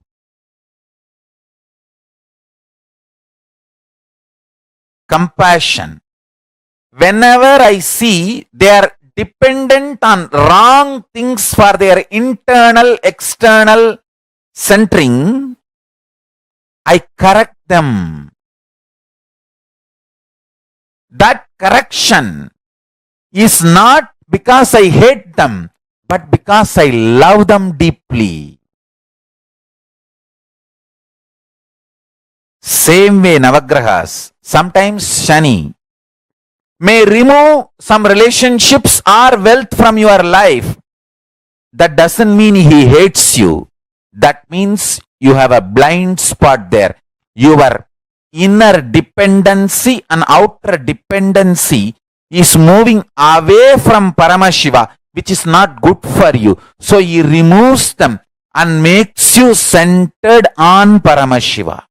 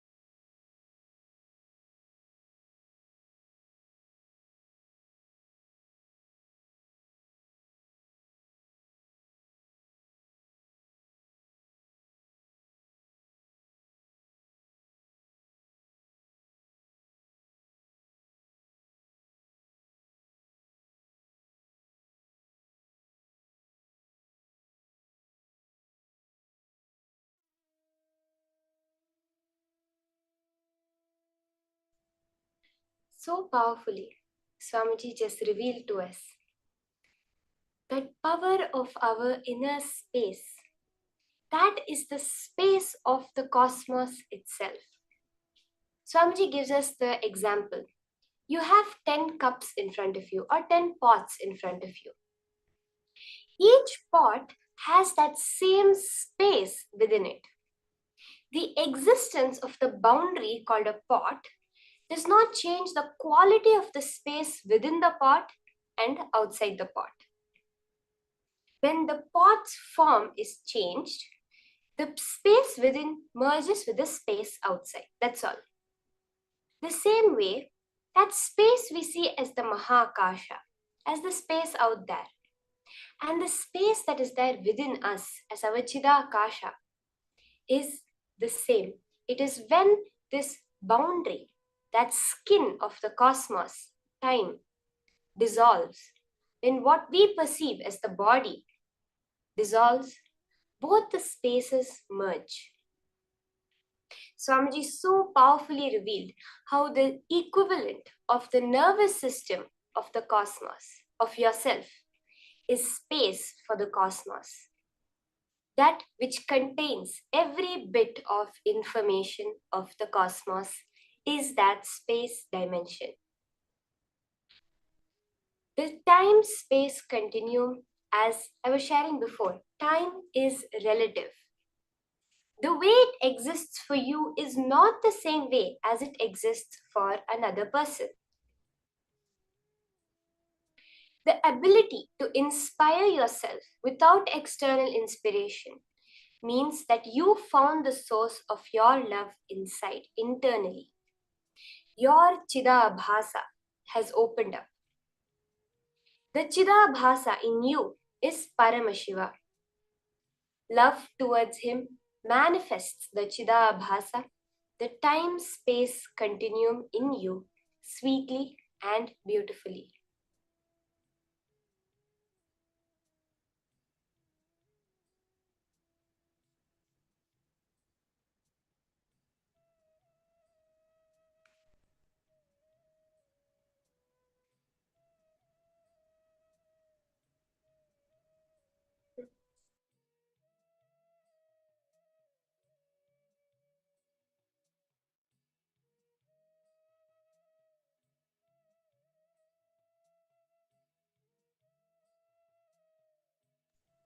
We heard the Pramanas, the Shastra Pramanas, Hindu scriptural references that Swamiji had revealed for this time-space continuum, Chidabhasa. Chidabhasaha Prativimbaha, reflection and source of Chit, consciousness. Buddhavatma Prativimbe Jiva Jive, the source and reflection of consciousness, Chit, in the Buddhi, in your being self. Buddhi vritti chidabhasau iti Vedanta Karika. This word chidabhasa is used in Vedanta Karika as Buddhi vritti chidabhasau.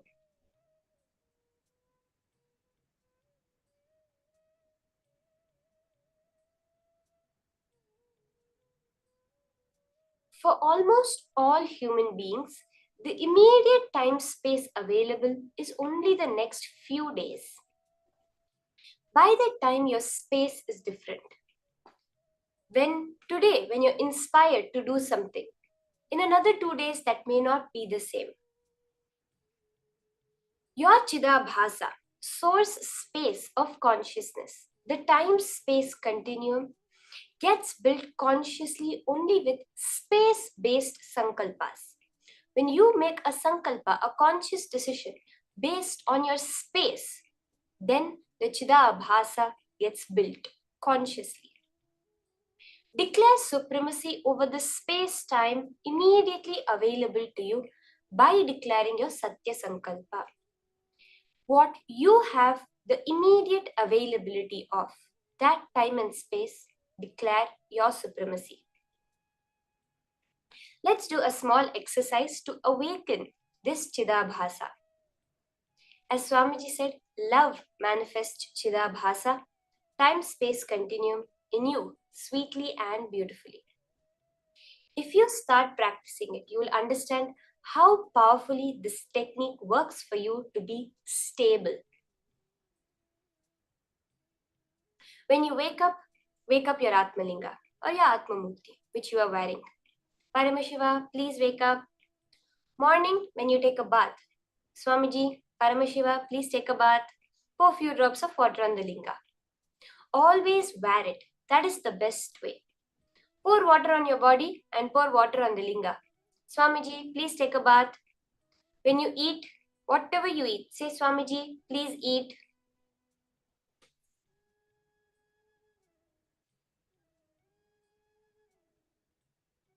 Like this, constantly live with the Atmalinga.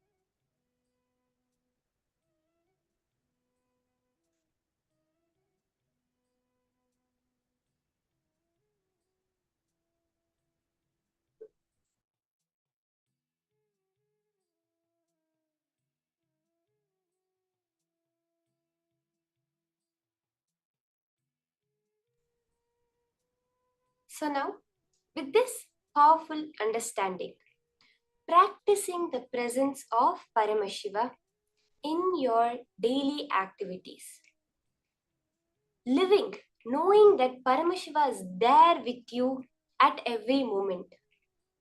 There is a beautiful story that Swamiji says, which is one time there was a man, in a dream he got a vision of God, and God said, ask for anything you want. And he said, oh God, I just want one thing. Always be by me in my life. And from then on, he always saw two footprints. He would always see that wherever he goes, there would be another set of footprints with him, indicating that presence of God. But then he noticed one thing. After he left the body, when he faces God, he asks, you gave me the promise that you'll always be with me. Throughout my life, in my times of joy, I always saw you walking next to me. I always saw your footprints. But during the times of intense pain, suffering, why is it that I never saw the second set of footprints? Why did you desert me at just that time? God beautifully says, no, it is during those times that I carried you. So the only set of footprints that you saw was mine. That is practicing the presence of God. When you are happy, when you are joyful, Paramashiva is celebrating with you.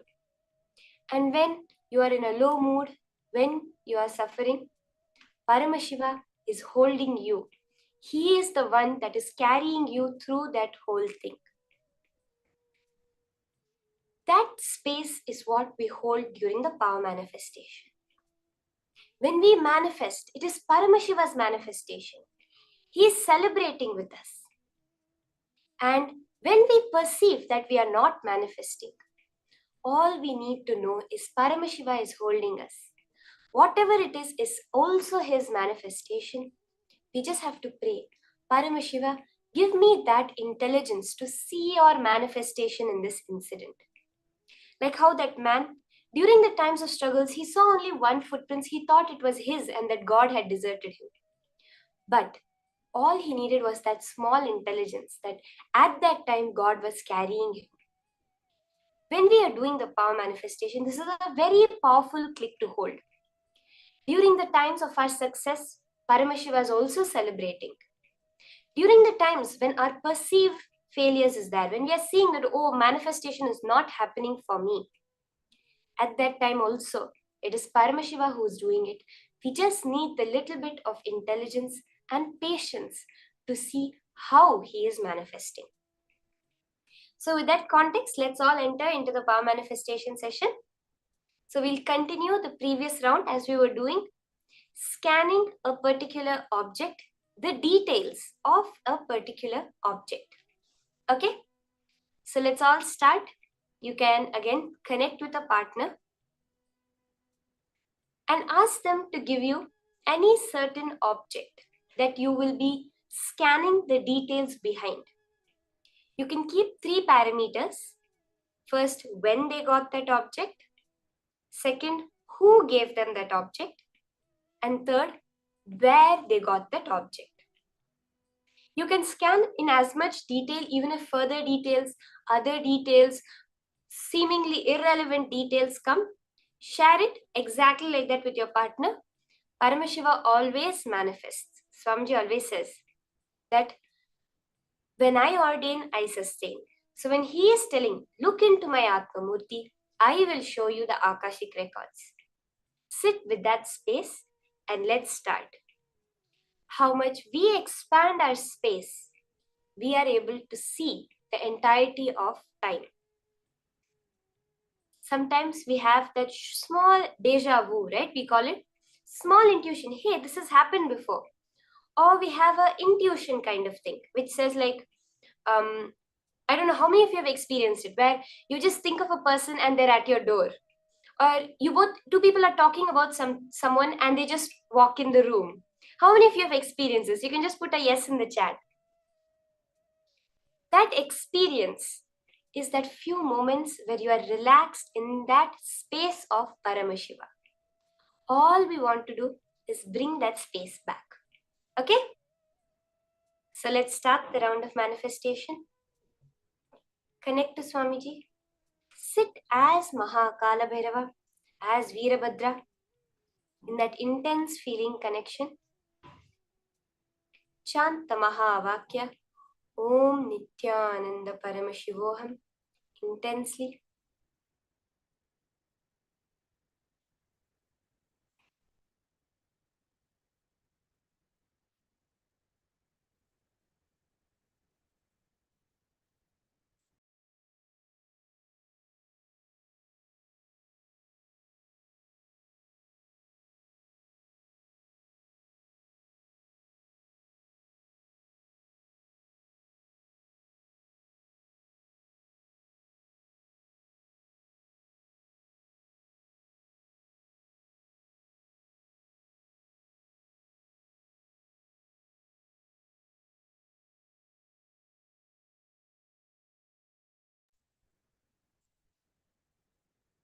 Scan the particular date that they got that particular object.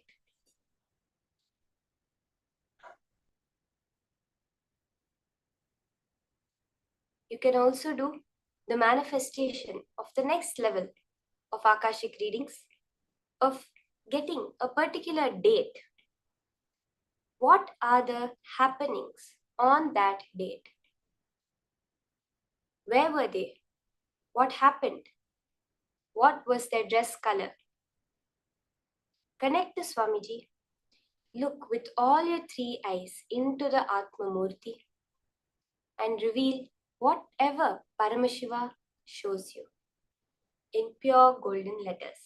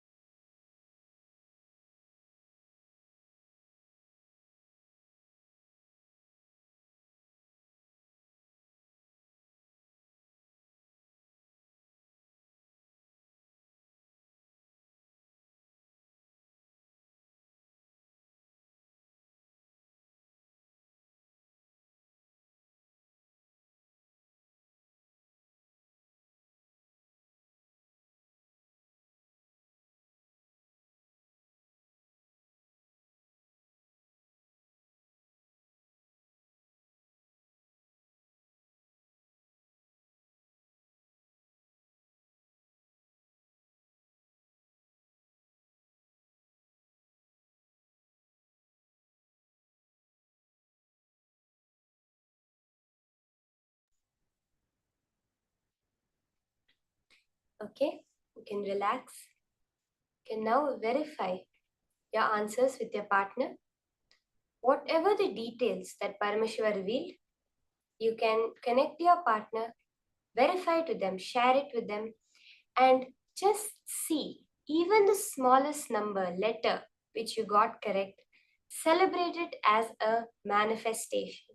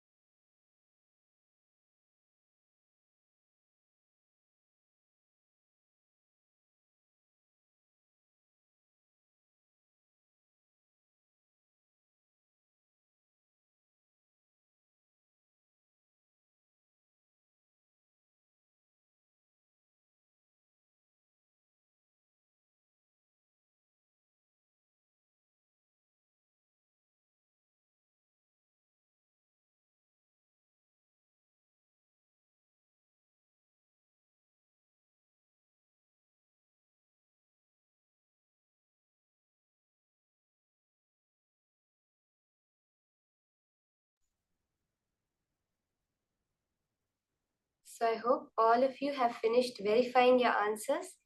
Do post your celebration, how you are celebrating that manifestation of Paramashiva. Whatever details, you can actually post how was the whole experience of the manifestation for you. What exactly were you able to see? How were you able to see that extraordinary experience of the golden letters appearing on Swamiji's murti?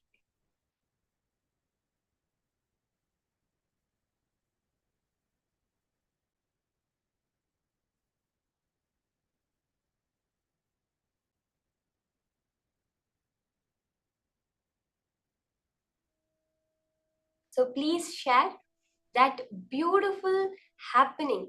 How were you able to experience the cosmic archives, the presence of Mahakala Bhairava?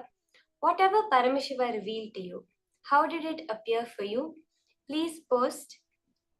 We would really like to hear from each and every one of you how the manifestation has been going. With that, we are entering into the next session, higher powerful cognitions from Swamiji on conquering time. I think this would be everybody's dream, to be never be short of time, to be able to be on work on time, to be able to do everything on time, to be able to get enough rest, to have enough time to play, to enjoy. I think everybody's dream is this. So Swamiji is now giving us the science of how we can conquer time and conquer life itself. Let us now listen to these higher powerful cognitions from Swamiji.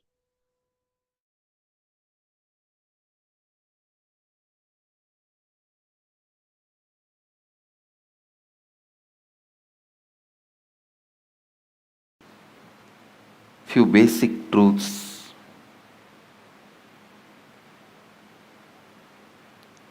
Please understand, every sacred secret, every sacred truth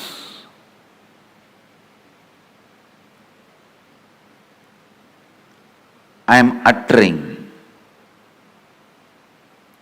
every word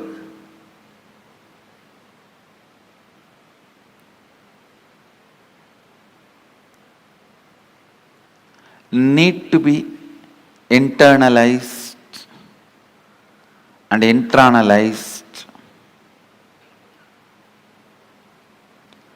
Do not sit with the intellectual tiredness. Usually people have this pattern.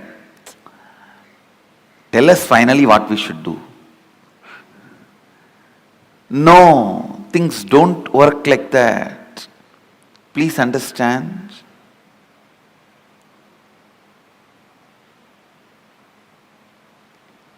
Every word I am uttering matters. The first truth, time is a matter.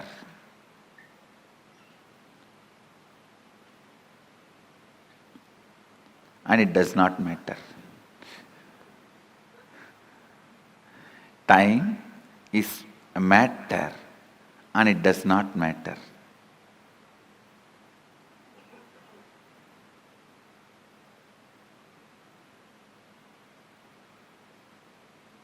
You can manipulate it as you can manipulate your body. Understand? You can make your body big or small with certain practices, diet control. You can manipulate it. You can play with it. Same way, you can play with time. You can play with time. How? We will see next. But some of the basic truths, you can play with it. Please listen. It was such powerful click for me. I'll tell you exactly what he said. He said, how the moment your bladder is full, your brain can create the restroom which is not there and give you the comfortable feeling you are protected, safe, you are in a proper place, please relieve yourself. Only after that signal goes to the body, the internal organs decide to relieve and relieves itself.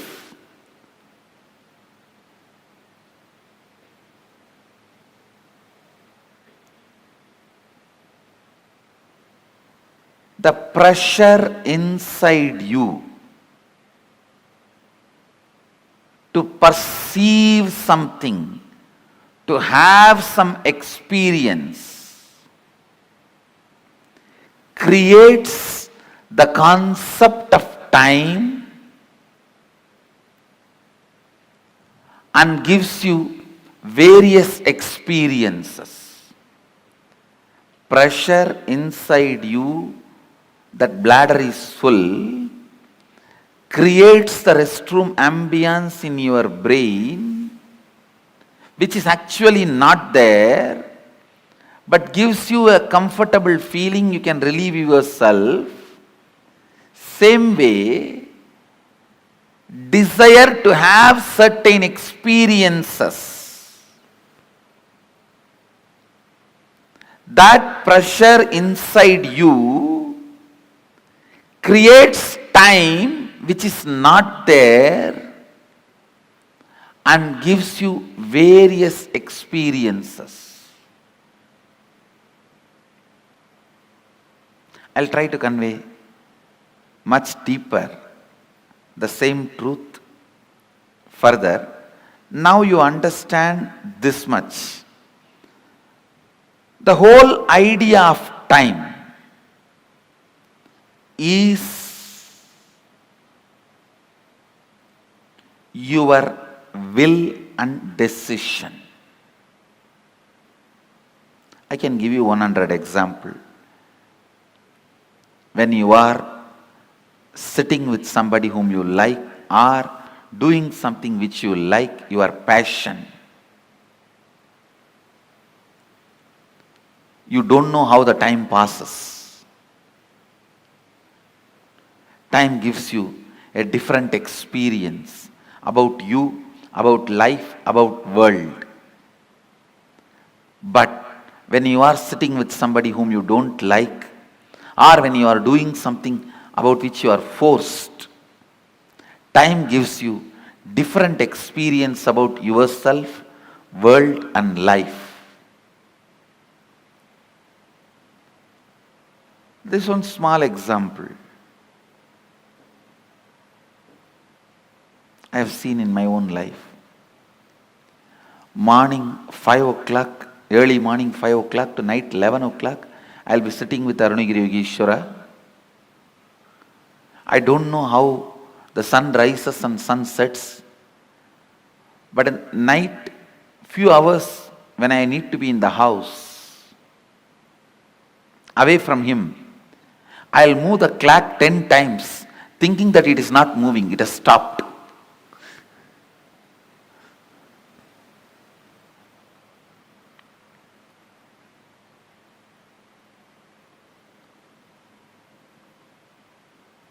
I'll feel why the nights are so long. Time is slow when you wait. Time is fast when you are late. Time is deadly when you are sad. Time is short when you are happy. Time is endless when you are in pain. Time is long when you feel bored. Every time is determined by your feelings and psychological conditions, not by clocks. So learn to have nice time always.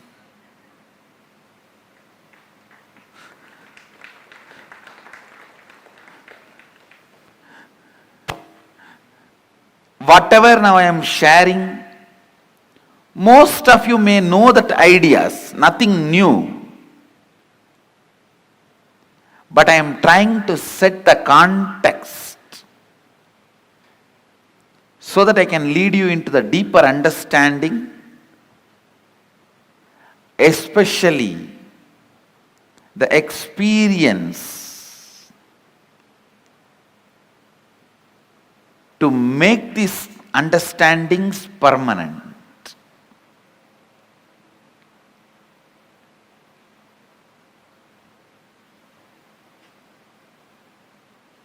Time is a matter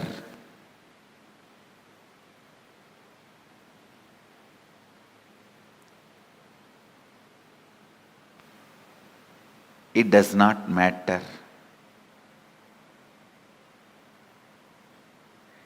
It can be manipulated as you want.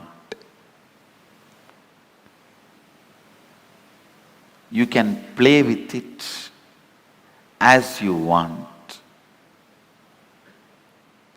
One more understanding I received from Arunagiri Yogeshwara about time, listen carefully.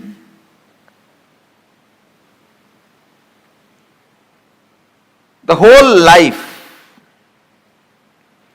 is just a vast canvas. Space is the canvas.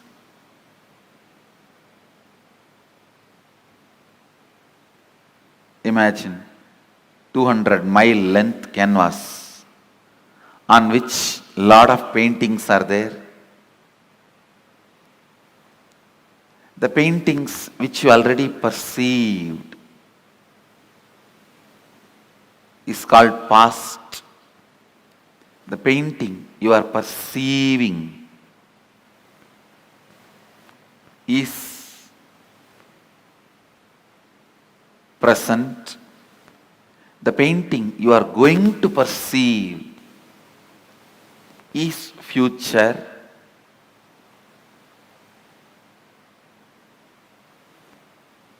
But the truth is all three exist. All three exist.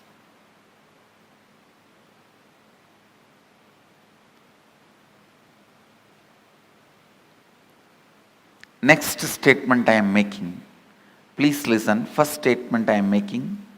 Past, present, future, all three exist. And the next statement I am making, you can alter all the three.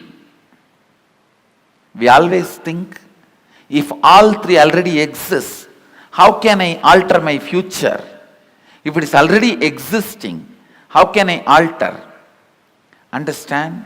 The painting exists does not mean you can't add something to it.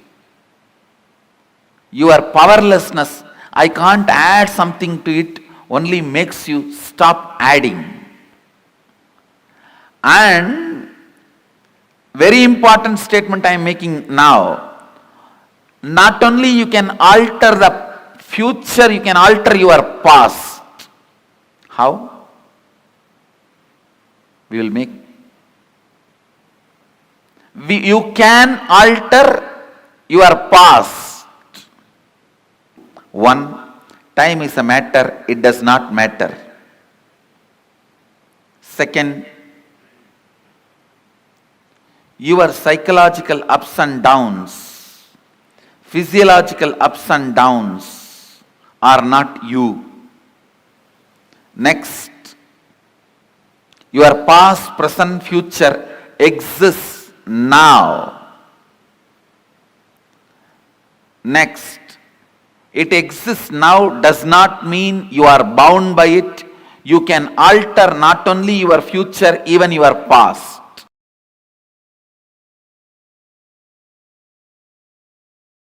I had a fortune of meeting a great Paramahamsa. His name was Sundananda Swami. He was from Ramakrishna order in Mangalore. Now he is no more, he left the body. In his room he will have 25 clocks. One will show 8:30, one 9:10, another one 1:30, another one 2:40. Like this 25 different times. I used to ask him, Maharaji, why this? He's an elderly person. Maharaji, why like this? So many clocks with so many time.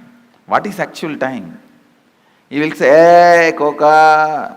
Koka means in Bengali, small boy. He will say, hey, Koka, whatever time I want, I will keep that clock as a real time. It was very shocking. And he was head of the monastery where so much need to happen as per the chronological clock.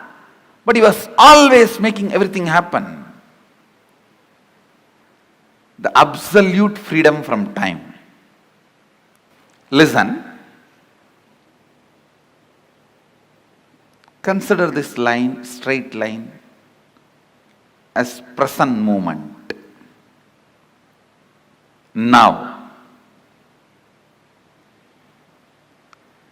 Every thought happens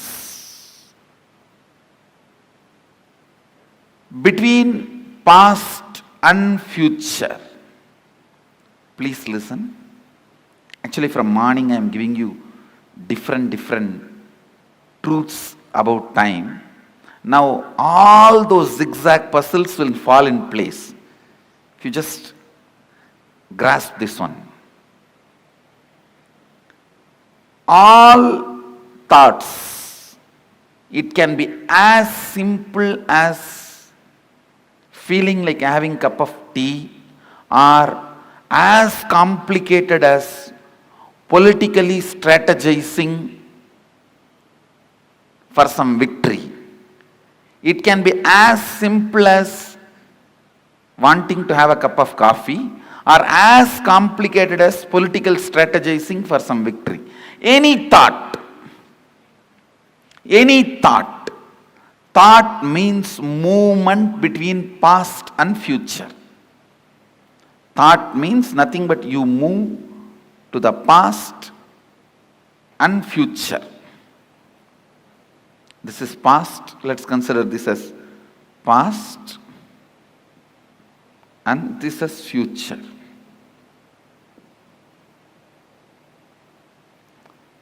This center moment, present, where the present meets the past and future, that moment is now. This is that now. Present.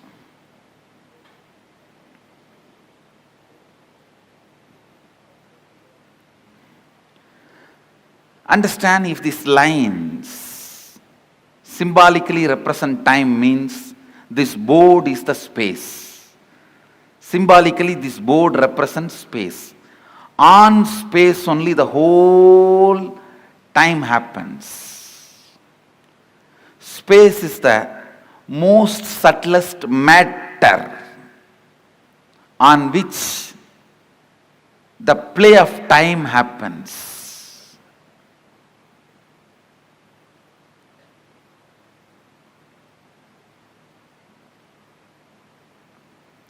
Just understand this example. Your movement between past and future is thought. Like you jump from here to there to here, here to there to here, here to there to here. That is what I call your perception about you, life, your existence. Your existence is nothing but the movements. Because till you know your real reality, as of now, whatever you know about you is nothing but your thinking. Am I right? Is there anything you know about you more than your thinking? Anybody? If you know something more about you, more than your thinking, this seat is for you. See, whatever you know about you is all based on your thinking. So, I can very comfortably assume your thinking is your reality as on now. Am I right? So, it is all about you jumping into the past and future, past and future, past and future. That's all is your thinking. That's all is your, what you call as you. See, what I call as you is much beyond than what you call as you. So now I am talking about what you call as you. It's all about movements between the past and future. And I want you to know, it has a direct utility in your life's balance sheet. So please don't think it is some philosophy, it is some metaphysics, it is some intellectual stuff. Allow every word to enter into you. It can increase your everyday balance sheet. Double. It can increase your everyday balance sheet. So allow this understanding to set into your system. I can make you alive.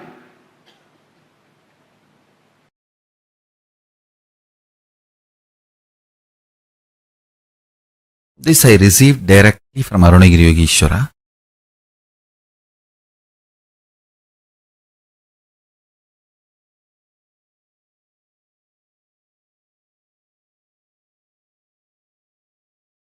Listen carefully.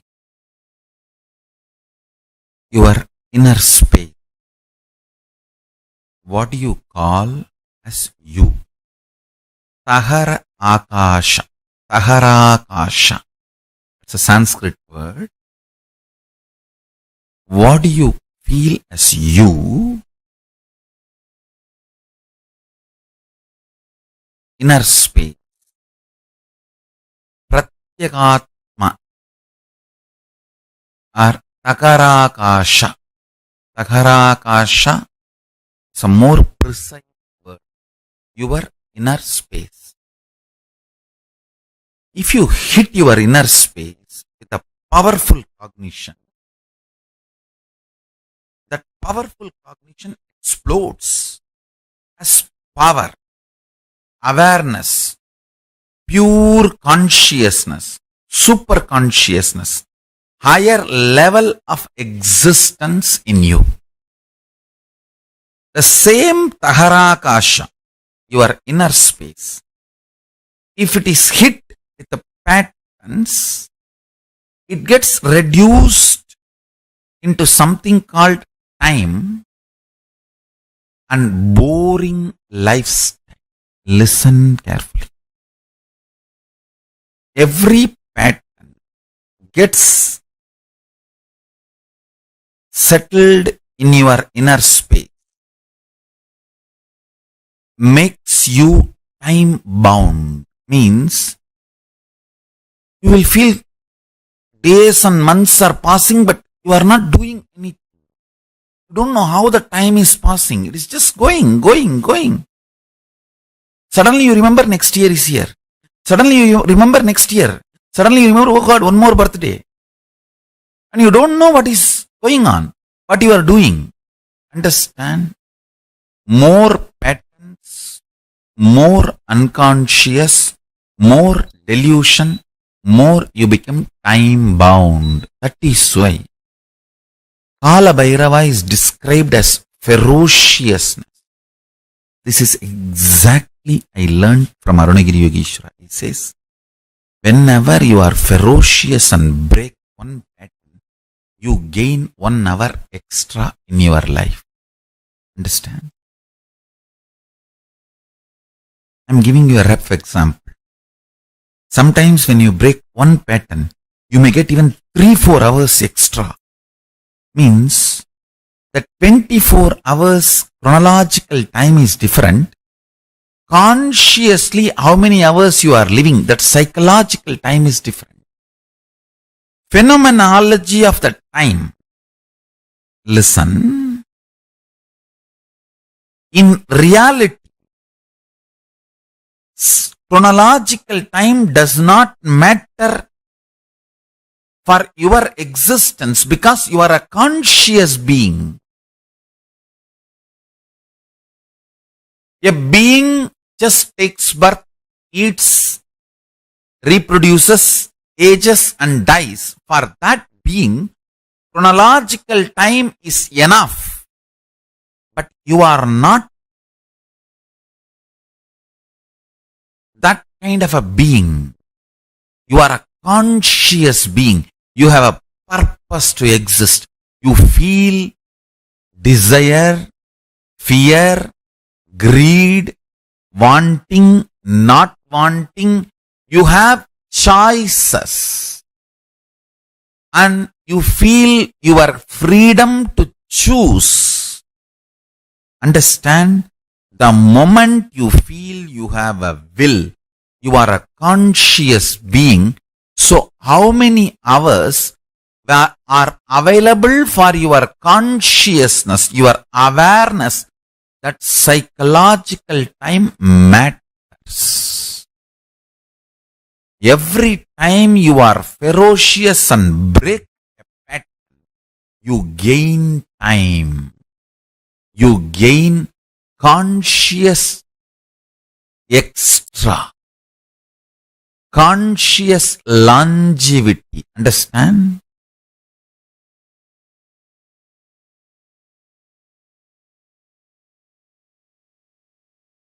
In Hindu tradition, we have two. One, increasing the physical longevity. Another one, increasing the conscious longevity. Veda, Ayurveda. Ayurveda is all about increasing the physical longevity. Body functioning with health for long period. Veda is all about consciousness functioning more. Understand? Every time you break a pattern, you have more psychological time available to you. Living in Kailash, Kailasavasi is all about making the maximum conscious psychological time available to you. Of course, I do work on your body, detoxification, giving you the best organic food and make your body also live long.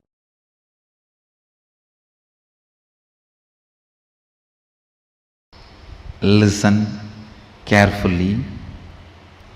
Whatever intention you have that you want to become, that is you. Other than that, any psychological, physiological, neurological experience, perception you go through is not you.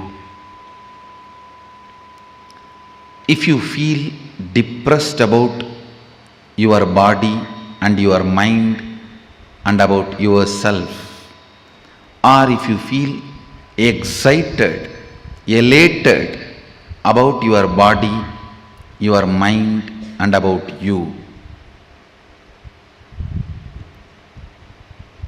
whether depression or excitement,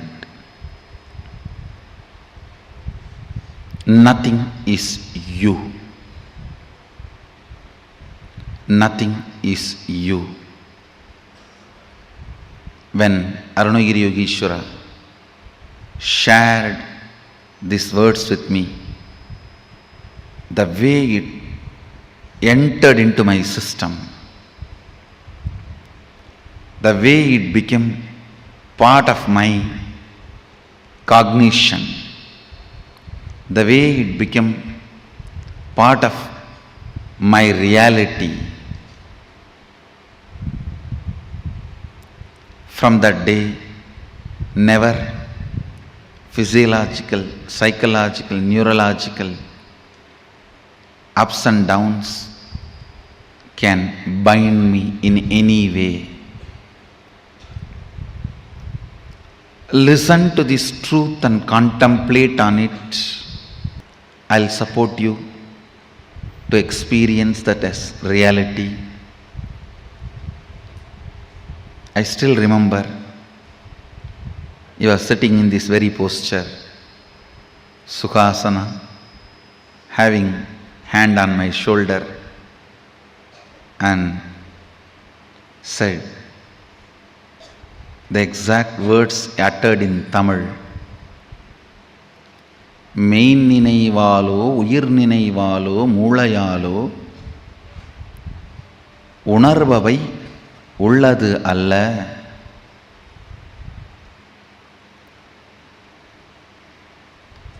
I know for sure, even if you are a Tamilian, you can't understand these lines because it is classical Tamil.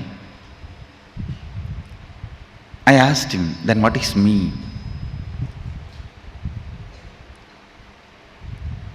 He put the next question. What do you want to become? Small boy. I just stretched my chest in a wide way, put both my hands on the hip and said, Sadashiva.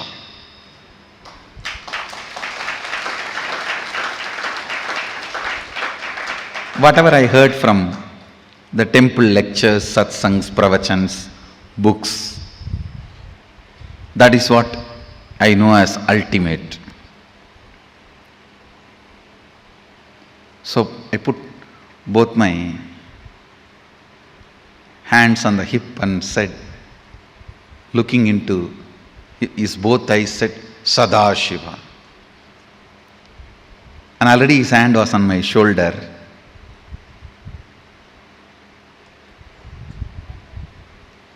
The one more reason I put both my hands on my hip, I just want to give him more space so that he will not take his hands off. His hands will rest comfortably on my shoulder. I was so much in love with him, I will not miss a single chance to have his touch. Whether he touches me or I get a chance to touch him. Already his hand was on my shoulder. He said, you are that.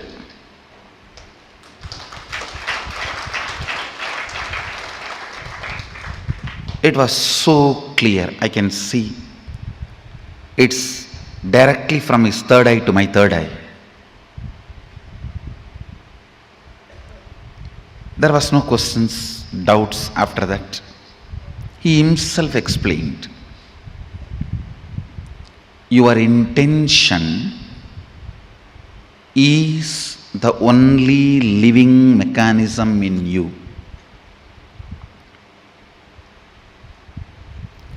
ஆஞ்ஞையே உனக்குள் இருக்கும் உயிர், ஆஞ்ஞையே உனக்குள் இருக்கும் கடவுள், அதுவன்றி வேறொன்றும் உன்னுள் உயிர்த்திருப்பதில்லை என்பதனால் உயிர்த்திருக்காத ஒன்று உயிருக்கு உபத்திரவம் தர இயலாது. Means your intention only is you, your intention, what you want to be is only God in you. Your intention is the only living mechanism in you. Other than your intention, everything else is matter in you. Because of that, the matter cannot disturb your intention, which is you. You cannot be controlled, affected by the matters in you. Meditate. Don't think it will take a lot of time to realize this truth. No. I did not put all my self-effort and realize this truth. I got it as gift. So I commit with you guys. I'll give it as a gift to all of you.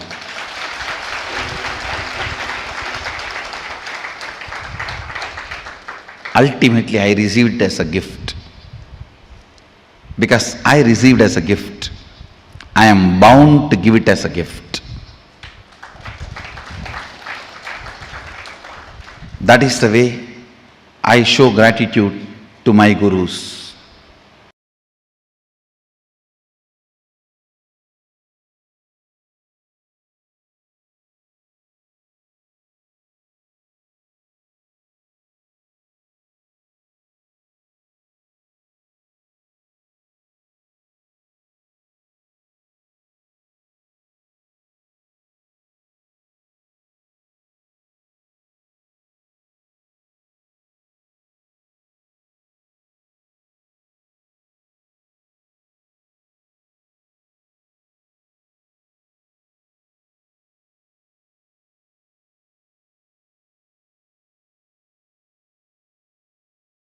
Whatever may be your perception, whatever may be the way life occurs to you, don't try to find reason now. Please understand, I only asked you to pen down how life is occurring to you. I have not asked you to find your reason. No. All your reasons. I always tell people, your reason should be reasonable. The reasons you find should be reasonable. It should be useful for you. It should be about future. I am giving you one example. Somebody is suffering with depression. If you want him to get healed, the very diagnosis and the context with which diagnosis is done itself should be towards the goal of curing, healing, completion. The way life is occurring to you now, please understand, the second secret I want you to know from this program is right method of diagnosing your problems. Diagnosis should be done from the angle of future possibility, not from the aspect of how you can dump the responsibility on the past. The why should be attended from future. That is, only then it will become zest, or it will be cut. If you try to deal the why from the past, it will be just cut, crass. Only if you deal it from the future, it can become zest. Listen, always attend the why to make not to dump as crass X.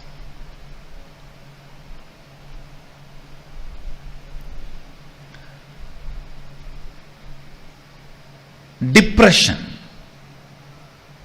If the simple diagnosis can be done to a depression, any depression has to attract the high energy. It's a simple logic. Whether in the water body or in the weather, if there is a depression, there is going to be a fulfillment. I tell you, most of the people enjoy your problems because only when you have a problem, you will be dependent on them. By and by, you yourself start enjoying it. Because with problems, the infrastructure you established seems very useful and fruitful. You look very brilliant. When the problems become redundant, the infrastructure you established looks redundant. So the time you spent on all that looks very redundant. Just to make your past worthy, you go on making your problems relevant. Listen carefully. Listen carefully. There are at least, I can give you one example. There are at least 100 methods of transportation. More convenient, comfortable methods are already available without using the roads and petrol, diesel, the oil, without using the oil and road. At least 100 methods of transportations are already available. Enough of balloons, methods, just you can race for 200 feet and reach your office, all that is available. Nobody wants to make that popular because all the energy, time we spent on road and oil will become irrelevant. So we will look like a fools. I am giving you one example. Whether in the field of health, or whether in the field of communication, whether in the field of transportation, in every field, enough has happened. If you look at the why from the angle of solving it, but the why is not looked from the angle of solving it. Let me give you some more example which you can directly understand and analyze. See, now you have written lot of lines, thoughts, ideas, how life is occurring to you.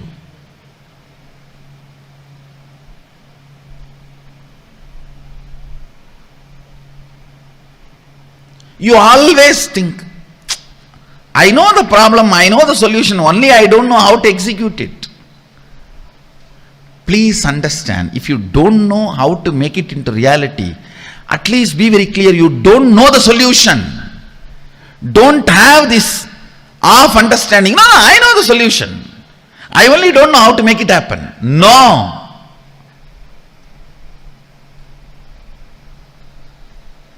That is what I call consolation out of confusion. Trying to console yourself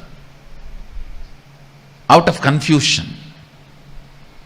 Understand, till the result happens, effort cannot be called as effort. Till the effect happens, effort cannot be called as effort. Somebody came and told me just few days before, one of my team lead person, I am putting so much of effort, result is not happening, Swamiji. I said, no. Be very clear, till the result happens, what you do cannot be called as effort. Don't have the wrong diagnosis, wrong reasoning. Wrong reasoning is delusion. Wrong reasoning is suicidal. Wrong reasoning makes you feel you are stuck in the life. The first step, seeing how life is occurring. The second step, next step, always look at the life, perceive the life, understand the life, reason with the life from the context of making it as you want, making it as a reality as you want, not dumping the responsibility or playing the blame game on your past, on everything. We can blame everything including ourselves and say this is the way it is, what can be done. No, that is what I call suicidal.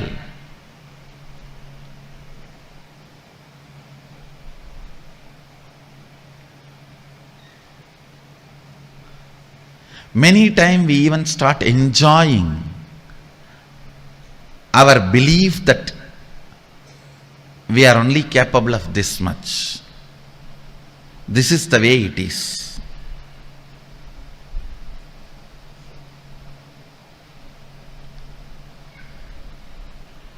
I'll give you an example. You want to be healthy, you want to wake up early morning 4:30 and do yoga every day and healthy. Is there anybody putting you in prison and tying you with chains on your bed at 4:30?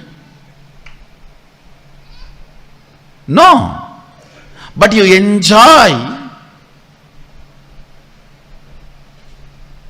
I can't get up at 4:30, you see. I tried my best. I had enough of alarms, yoga mats, shoes.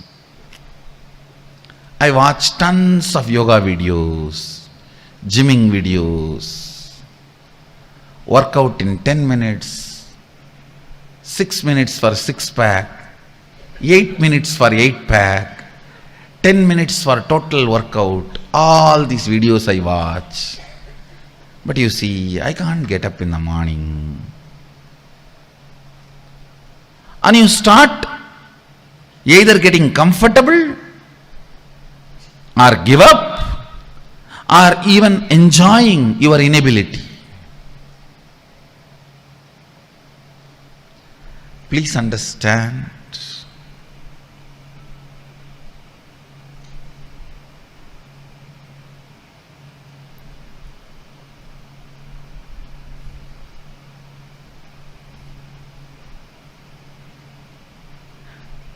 I am not even saying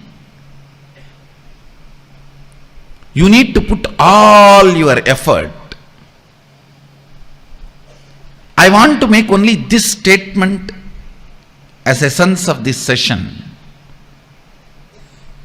If you can start looking at the whole, analyze each and every situation from the angle of manifesting it as you want, instead of the blame game of why the way it is. See,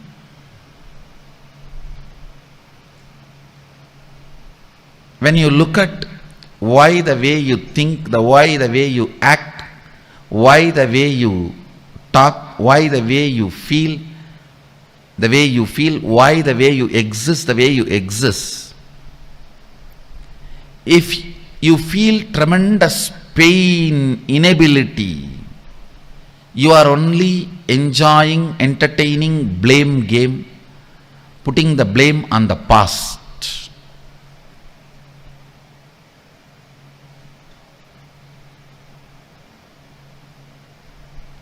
Now it is time. Even the why should be from the context of how. Oh, you don't know, Swami, my background. For my background, even how I survived is extraordinary. No one else other than me would have survived in my background, the way I grew up or the place I was in. If you are interested in that, you will never find solution. You will never find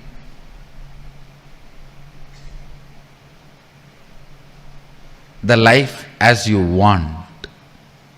You will never find the reality which you want to manifest.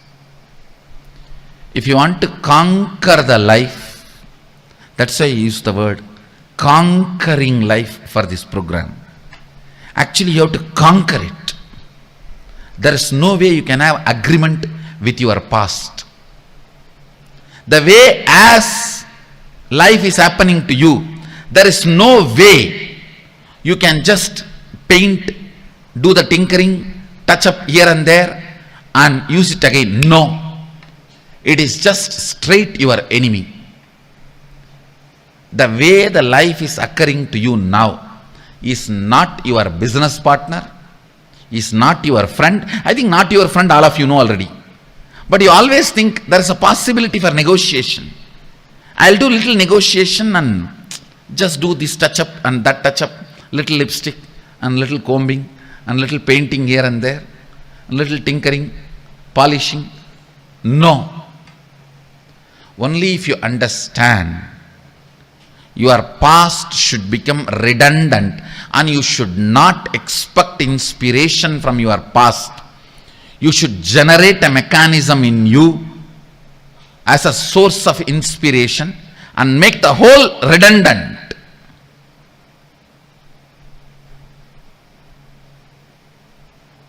The whole should become irrelevant. Only then conquering can happen to you. Please understand, the spirit with which you need to approach whatever way the life is occurring to you is conquering, not adjusting, not manipulating, not withdrawing. The way the life is occurring to you, you just need to conquer. That's the only solution.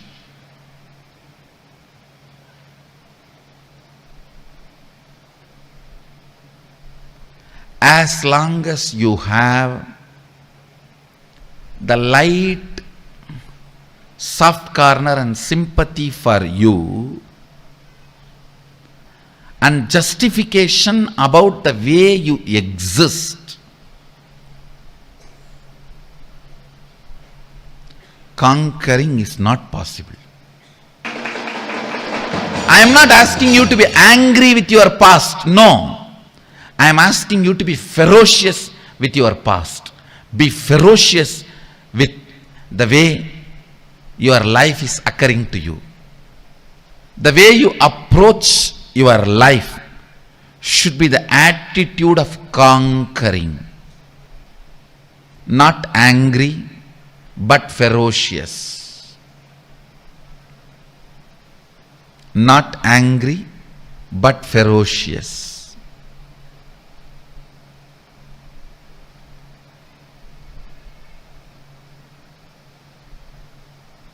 This is one small but great shift needed to happen.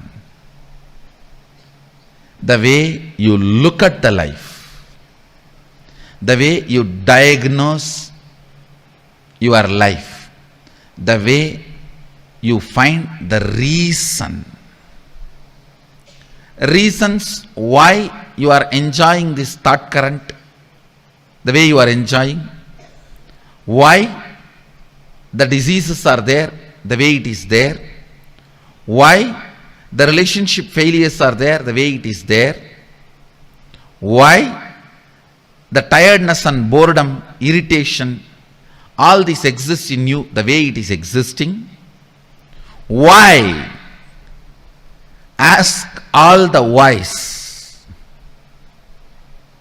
from the angle of solving it, not from the angle of blaming it. Few minutes of contemplation. Please take it up.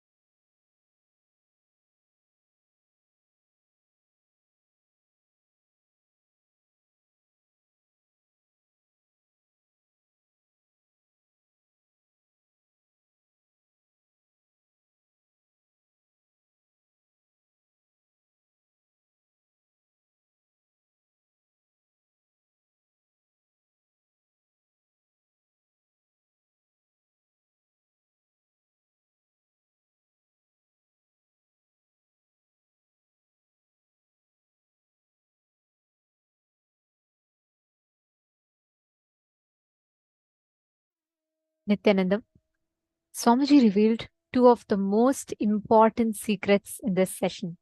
Understanding about how exactly the law of life is, how time functions, how life functions. Swamiji taught these two most important principles. And this whole session was so powerful, the way Swamiji revealed the truth, right? How many of you understood the science of conquering time and the science of conquering life? Like Swamiji was telling, many times when we spend time with someone we love, like for example, Darshan, let's say, when Swamiji comes and sits, we will be like, oh my God, I felt like Darshan just started, already 3 hours have passed. How many of you have had this experience? How many of you have had this experience where you feel like, oh my God, just now I thought satsang started, already an hour has passed? How many of you have had this experience? Yes? Okay, I see so many of you saying yes, giving me thumbs up. Now, let's say you go to a boring lecture or you go to something that you don't like much. You will feel like, oh my God, why is my clock not moving at all? Right? It feel like I've been here for an eternity. And it's just like 1 minute has gotten over, 10 minutes have gotten over, 15 minutes have gotten over. And you feel like, oh God, why is time running so fast? Understand, time is the skin of the cosmos. Every time rubs against you, the Kala Chakra. See, that's why it's called Kala Chakra, the circular time. It keeps rotating. Let's say this is your life, right? Let's say your life is the x-axis, and the Kala Chakra is continuously rotating, rotating, rotating. Now, any incompletion, resistance, powerlessness in life is like a bump on the x-axis. So every time there's an incompletion, what will happen? The wheel will have a jerk. It'll skid. Every time there's a bump, the wheel will have to like go over it and hit hard. Like if a speeding car runs over a speed breaker, what happens? It just rams. It just slips, right? The exact same thing happens. That is why you feel whenever you're incomplete, you feel time is painful. Every passing moment is a load, burden. Swamiji has given such an amazing truth. Like every time I hear this satsang, I feel like what a sign Swamiji has blessed us with. Just understanding the principle of conquering time, conquering life. It is just so powerful. I request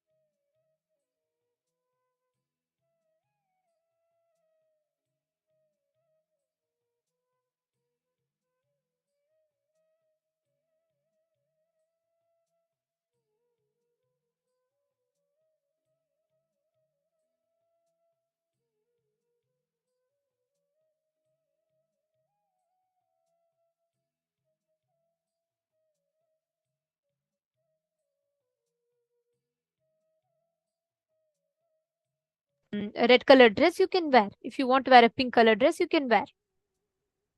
If you want your hair to look a certain way, you can dress up. You have the ability to change your body the way you want. Same way, time can be changed, altered as you want. That is why Swamiji tells you should never go with the attitude of accepting time. You don't have to have the attitude of going along with time. You need to have the attitude of conquering time. If we conquer time, you will never suffer with boredom or tiredness in life.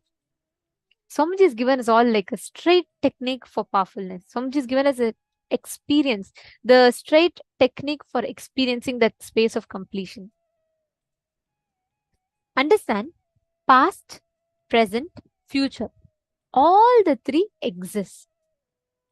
Exist now does not mean you're bound by it. You can not only alter your future, even your past you can alter. That's the Muruganar, the story of Arunagirinathar, sorry.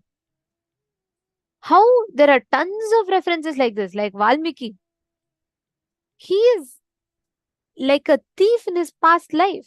Not even in past life, like just before he takes up sannyas, Valmiki is a great Maharishi who's author of Ramayana, and the whole Hinduism, everyone worships him today. But he was a thief. His name was Ratnakar. But the whole past has been altered. How? The moment you conquer time means the moment you come to the space of completion, you have conquered time, which means you can never struggle with boredom or tiredness in life. Are you all catching it? This is the straight truth that Swamiji has revealed, which is so powerful. Ma Priyatma Surupini is saying, wow, I have heard this many times now. Many times. Now only it's even hitting me. Great. Completion is the key to come out of boredom and tiredness. Beautiful. That's why when Swamiji tells that each time you experience completion, each time you have a breakthrough, Swamiji tells the same satsang you listen again and again and again. Every single time you listen to it, you will have a new understanding about it, because life expands. Each time as you listen, you will break your pattern in a deeper and deeper and deeper manner.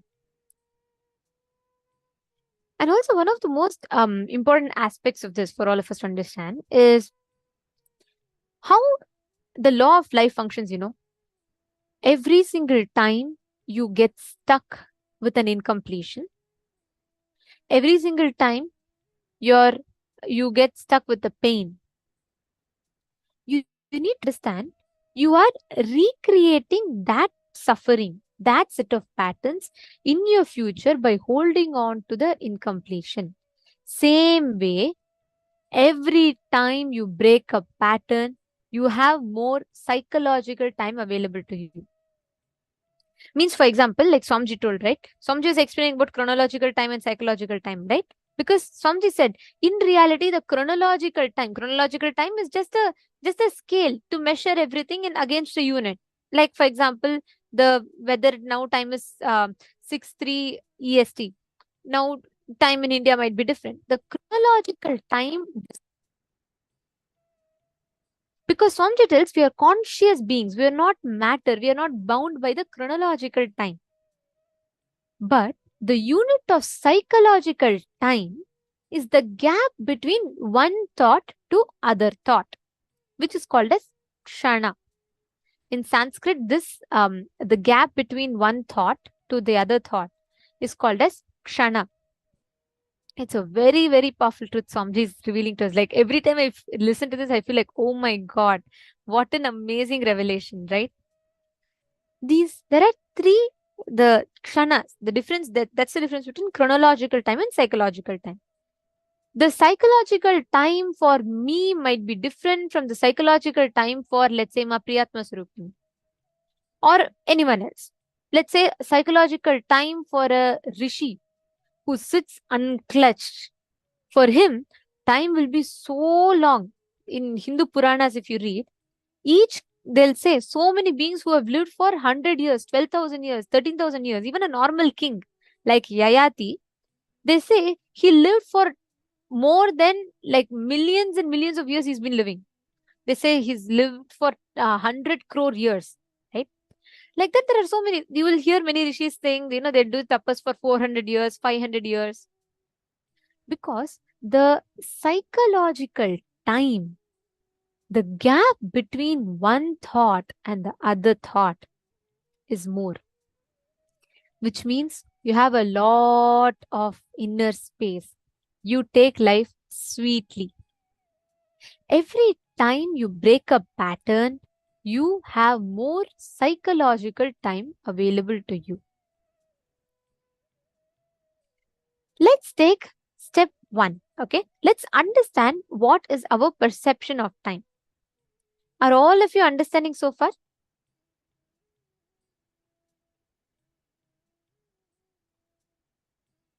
Okay, Ma Priyatma Surupini, how you're asking a very beautiful question.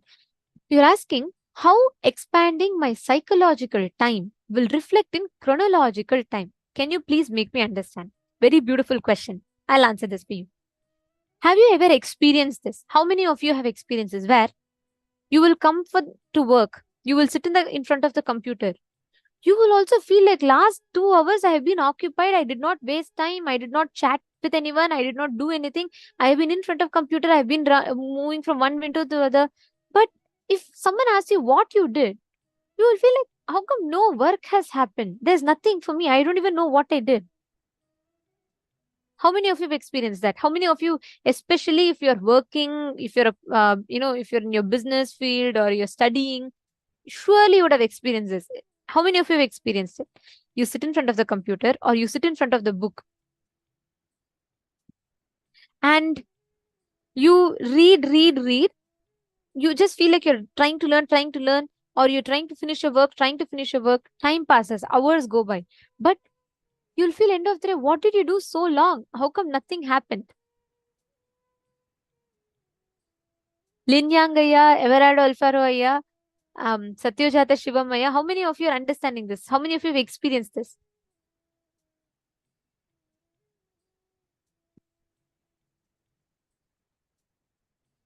Okay, I see so many people putting yes in the chat.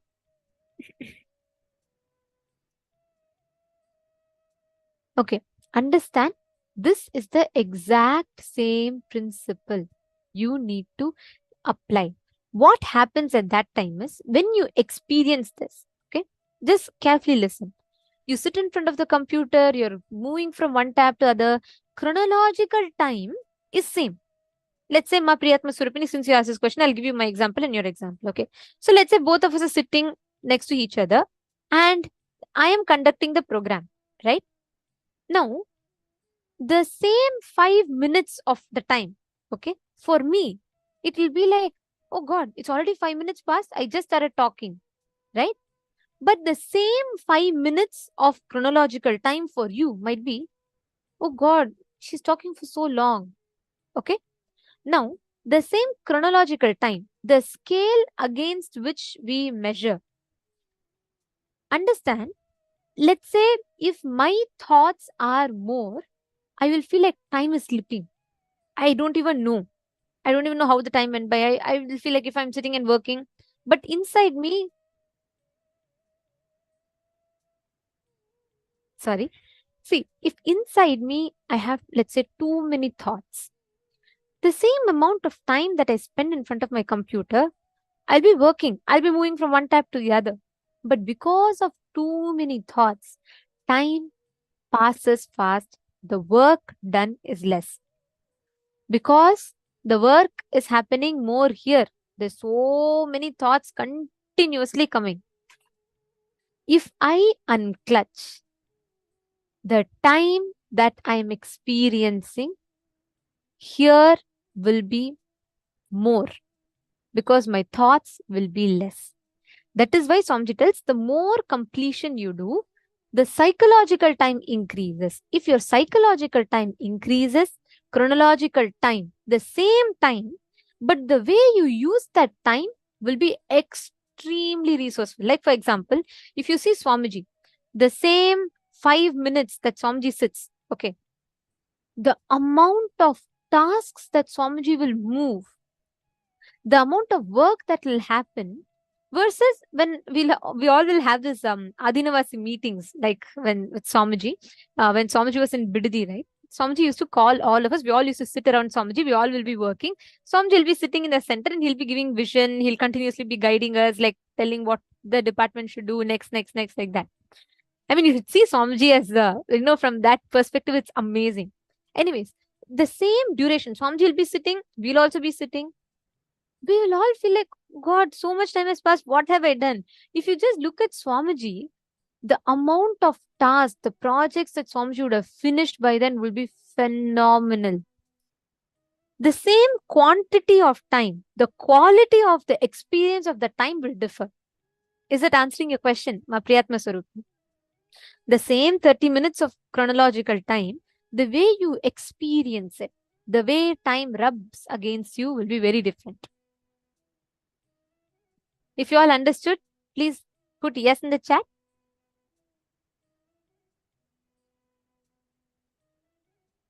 Excellent.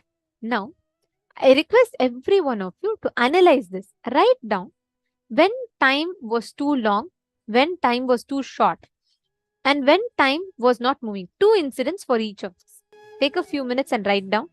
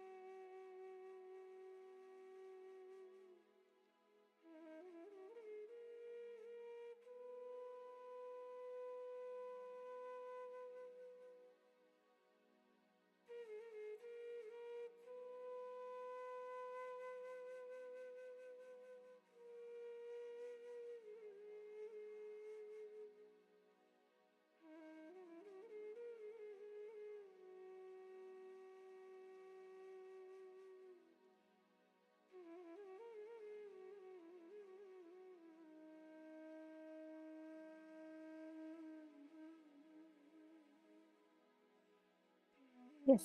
Hope all of you have written down. Now, please understand how time occurs to you, what you experience as time and life. The heavy powerlessness that we experience because of time, the burden of the past, etc., etc., and etc. Swamiji has very beautifully removed all of that inside of us. Today, we have learned one of the most powerful secrets of how we can conquer time, how we can conquer life, and how we can build the experience of that ultimate oneness. Today, all of us are going to be having the initiation, receiving the initiation of going beyond the time loop, going beyond the bondage of time. Like Swamiji is very beautifully explaining to all of us today, right? About how the Paramatma, the Paramahamsa bird flies. When a swan is flying in the sky and its reflection falls in the pond, even if you throw stones at the pond, the reflection, it will not affect the swan. Same way, Paramashiva, we are all the reflection of that ultimate consciousness. He sits in the center of the whole universe and reflects himself from every being. And we are not the reflection, we are the source of the reflection. If you associate yourself to the source of the reflection, you will never be inflicted with pain and suffering.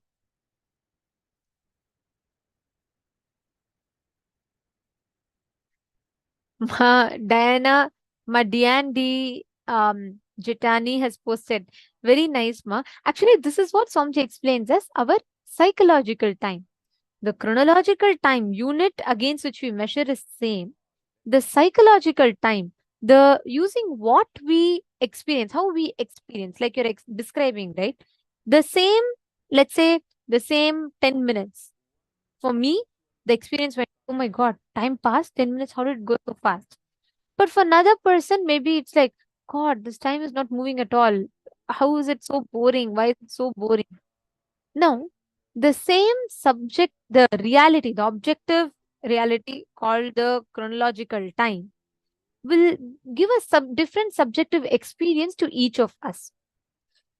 That because the psychological time that we have, which is a gap between one thought to another thought, plays a major role in deciding your experience of chronological time.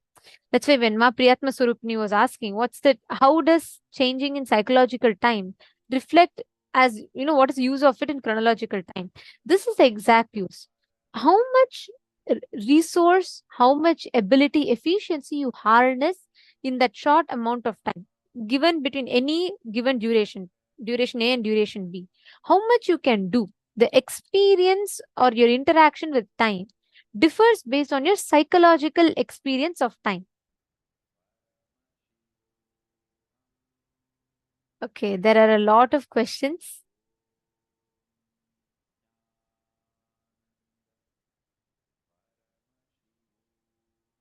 Okay, Mallika is asking, what are Dhyana Shlokas?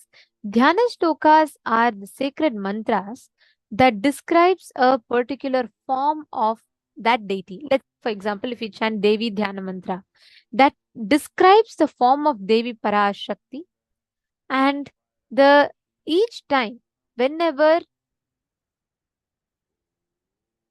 we connect to a deity, right? The form that we visualize, the description of that particular form is a Dhyana Shloka. Okay, now it is time for all of us to get ready for the darshan. If any of you have not finished writing, please quickly take a few minutes and finish. And we will now be getting ready for receiving the initiation and darshan. I request all the participants to please come and settle down. Please be seated in front of the camera.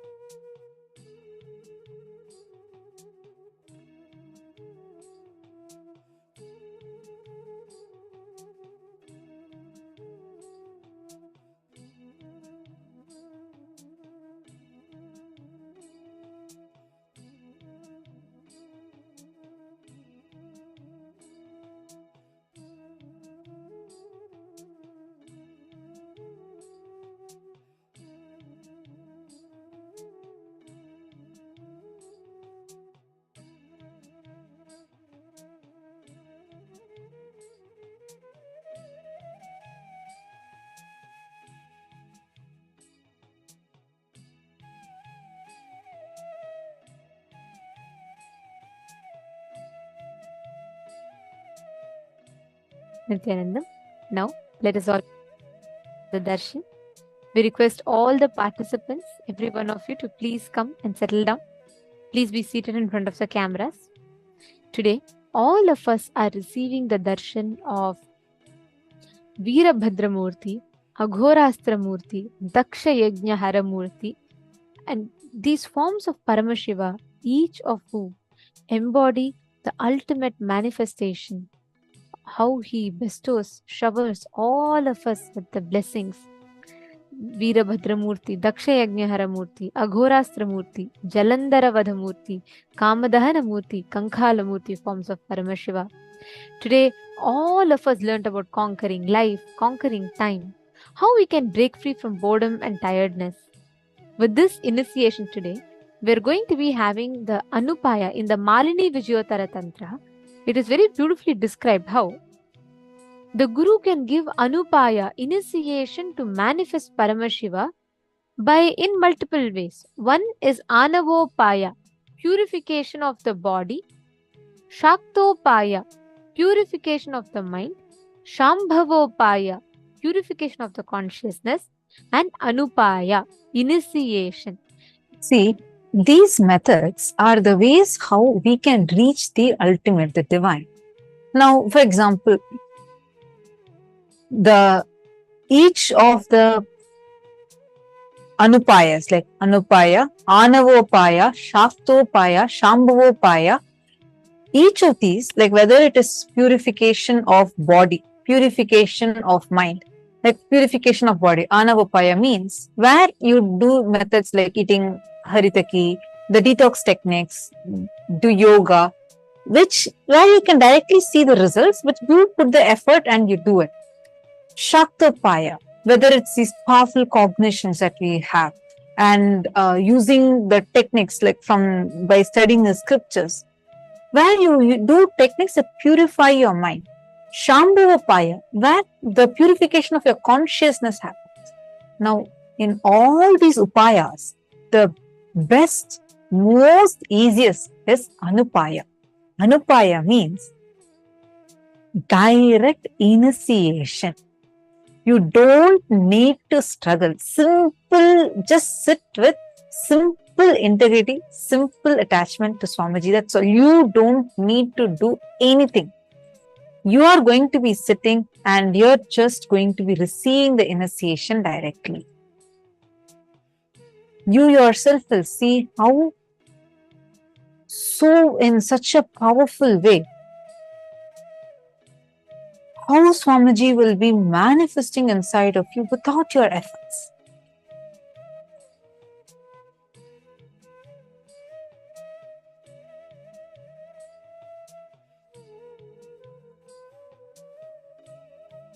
Sitting here today, it is this initiation through which Swamiji is going to be initiating that same purification of our consciousness, body, mind, everything through Anupaya, by giving us directly the experience of that ultimate space where we are beyond boredom and tiredness, conquering life and conquering time.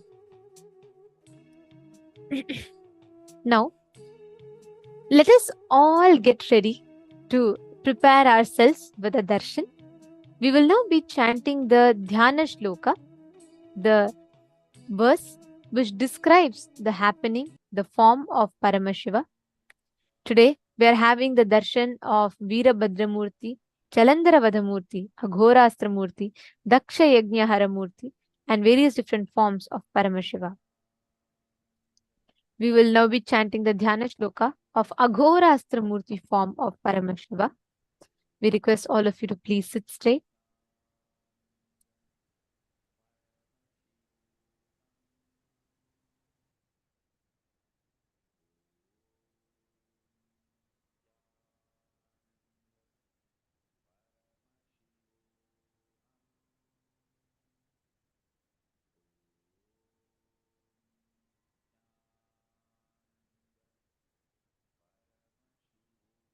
तेष्वघोरानुरत्यन्त दोषघ्न कृष्णवर्णभाक् व्यालबद्धजटाजूट कपालदलमण्डितः सुरपिङ्ने क्षणोत्यन्तं श्वेतदंष्ट्रसमन्वितः चन्द्रचूडो विशालास्यो नागयज्ञोपवीतवान् महाकायो महादंष्ट्री किङ्किन्नरवंश्यं युतः महाशूलाग्रसम्प्रोक्त महासुरविनाशनः खड्गखेटधनुर्भान मुण्डकः कालशक्तिधृत् वराभयकपाला हि पाशाप्रासगदाकरः दंष्ट्रे द्वे कीलनिर्यन्ते वक्त्राग्रे भीषणे स्थिते स्वसेनारक्षको नित्यं परसेना भयङ्करः vary प्रयुक्तकर्मघ्न सर्वव्याधिनिवारकः सर्वदोषविनाशो तु समर्थो भक्तवत्सलः. The meaning of this verse very beautifully goes as: the deity of the mantra is black in color. His head is with locks and matted hair tied up with snakes. He is adorned with a garland of skulls. His eyes are with a mixed color of yellow and reddish brown, and his face appears with whitish large teeth protruding on two sides of the mouth. His matted hair is adorned with crescent moon. Being with a broad face, he is wearing a snake as a sacred thread. He is having a huge body and large damshtra. Damshtra means the teeth which are fang-like teeth. He is adorned with a waist ornament furnished with tinkling bells. He is holding a trident, the tips of which have pierced into the body of the great demon Asura, killed by him. He is holding in his hands weapons such as sword, shield, bow, arrow, severed head, the Kalashakti, the lance, boon giving and the fear dispelling mudras, Abhaya and Varada mudras, skull, snake, noose, barbed missile, and mace. The two sharp and long fangs, which are white and dreadful, appear like protruding nails at the front of his mouth. He always remains as the protector of his own troops and the one who inflicts terror and fear upon the troops of the alien forces, the enemies. He is a destroyer of magic spells, heinous contrivances imposed by the enemies. He is capable of warding off all sorts of diseases and harms. He is efficacious in nullifying all kinds of sinful effects and danger, and he is always compassionate towards the devotees. This form is that of Aghorastramurti form of Paramashiva. Today, every one of us are going to be receiving this very blessing.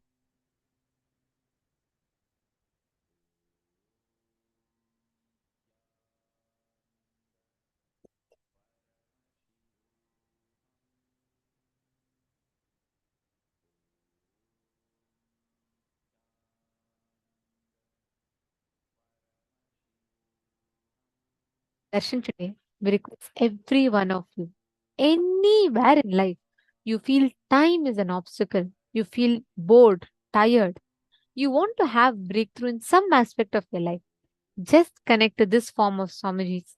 You will see how intensely Swamiji is available, and Swamiji himself will be attending to all the prayers, boons, blessings, requests that every one of us have. And all of you understand like how today Swamiji was revealing to us, right? It is that ferociousness that has the capacity to break the time layer, not anger. Ferociousness. Swamiji gave his own examples. And also the example, like how when Swamiji missed the Arati, Swamiji did not sit and say, okay, what should I have, what thought current made me do this, what happened, like cute analysis. Swamiji just decided ferociously for next 3 days, till this goes away from you, no question.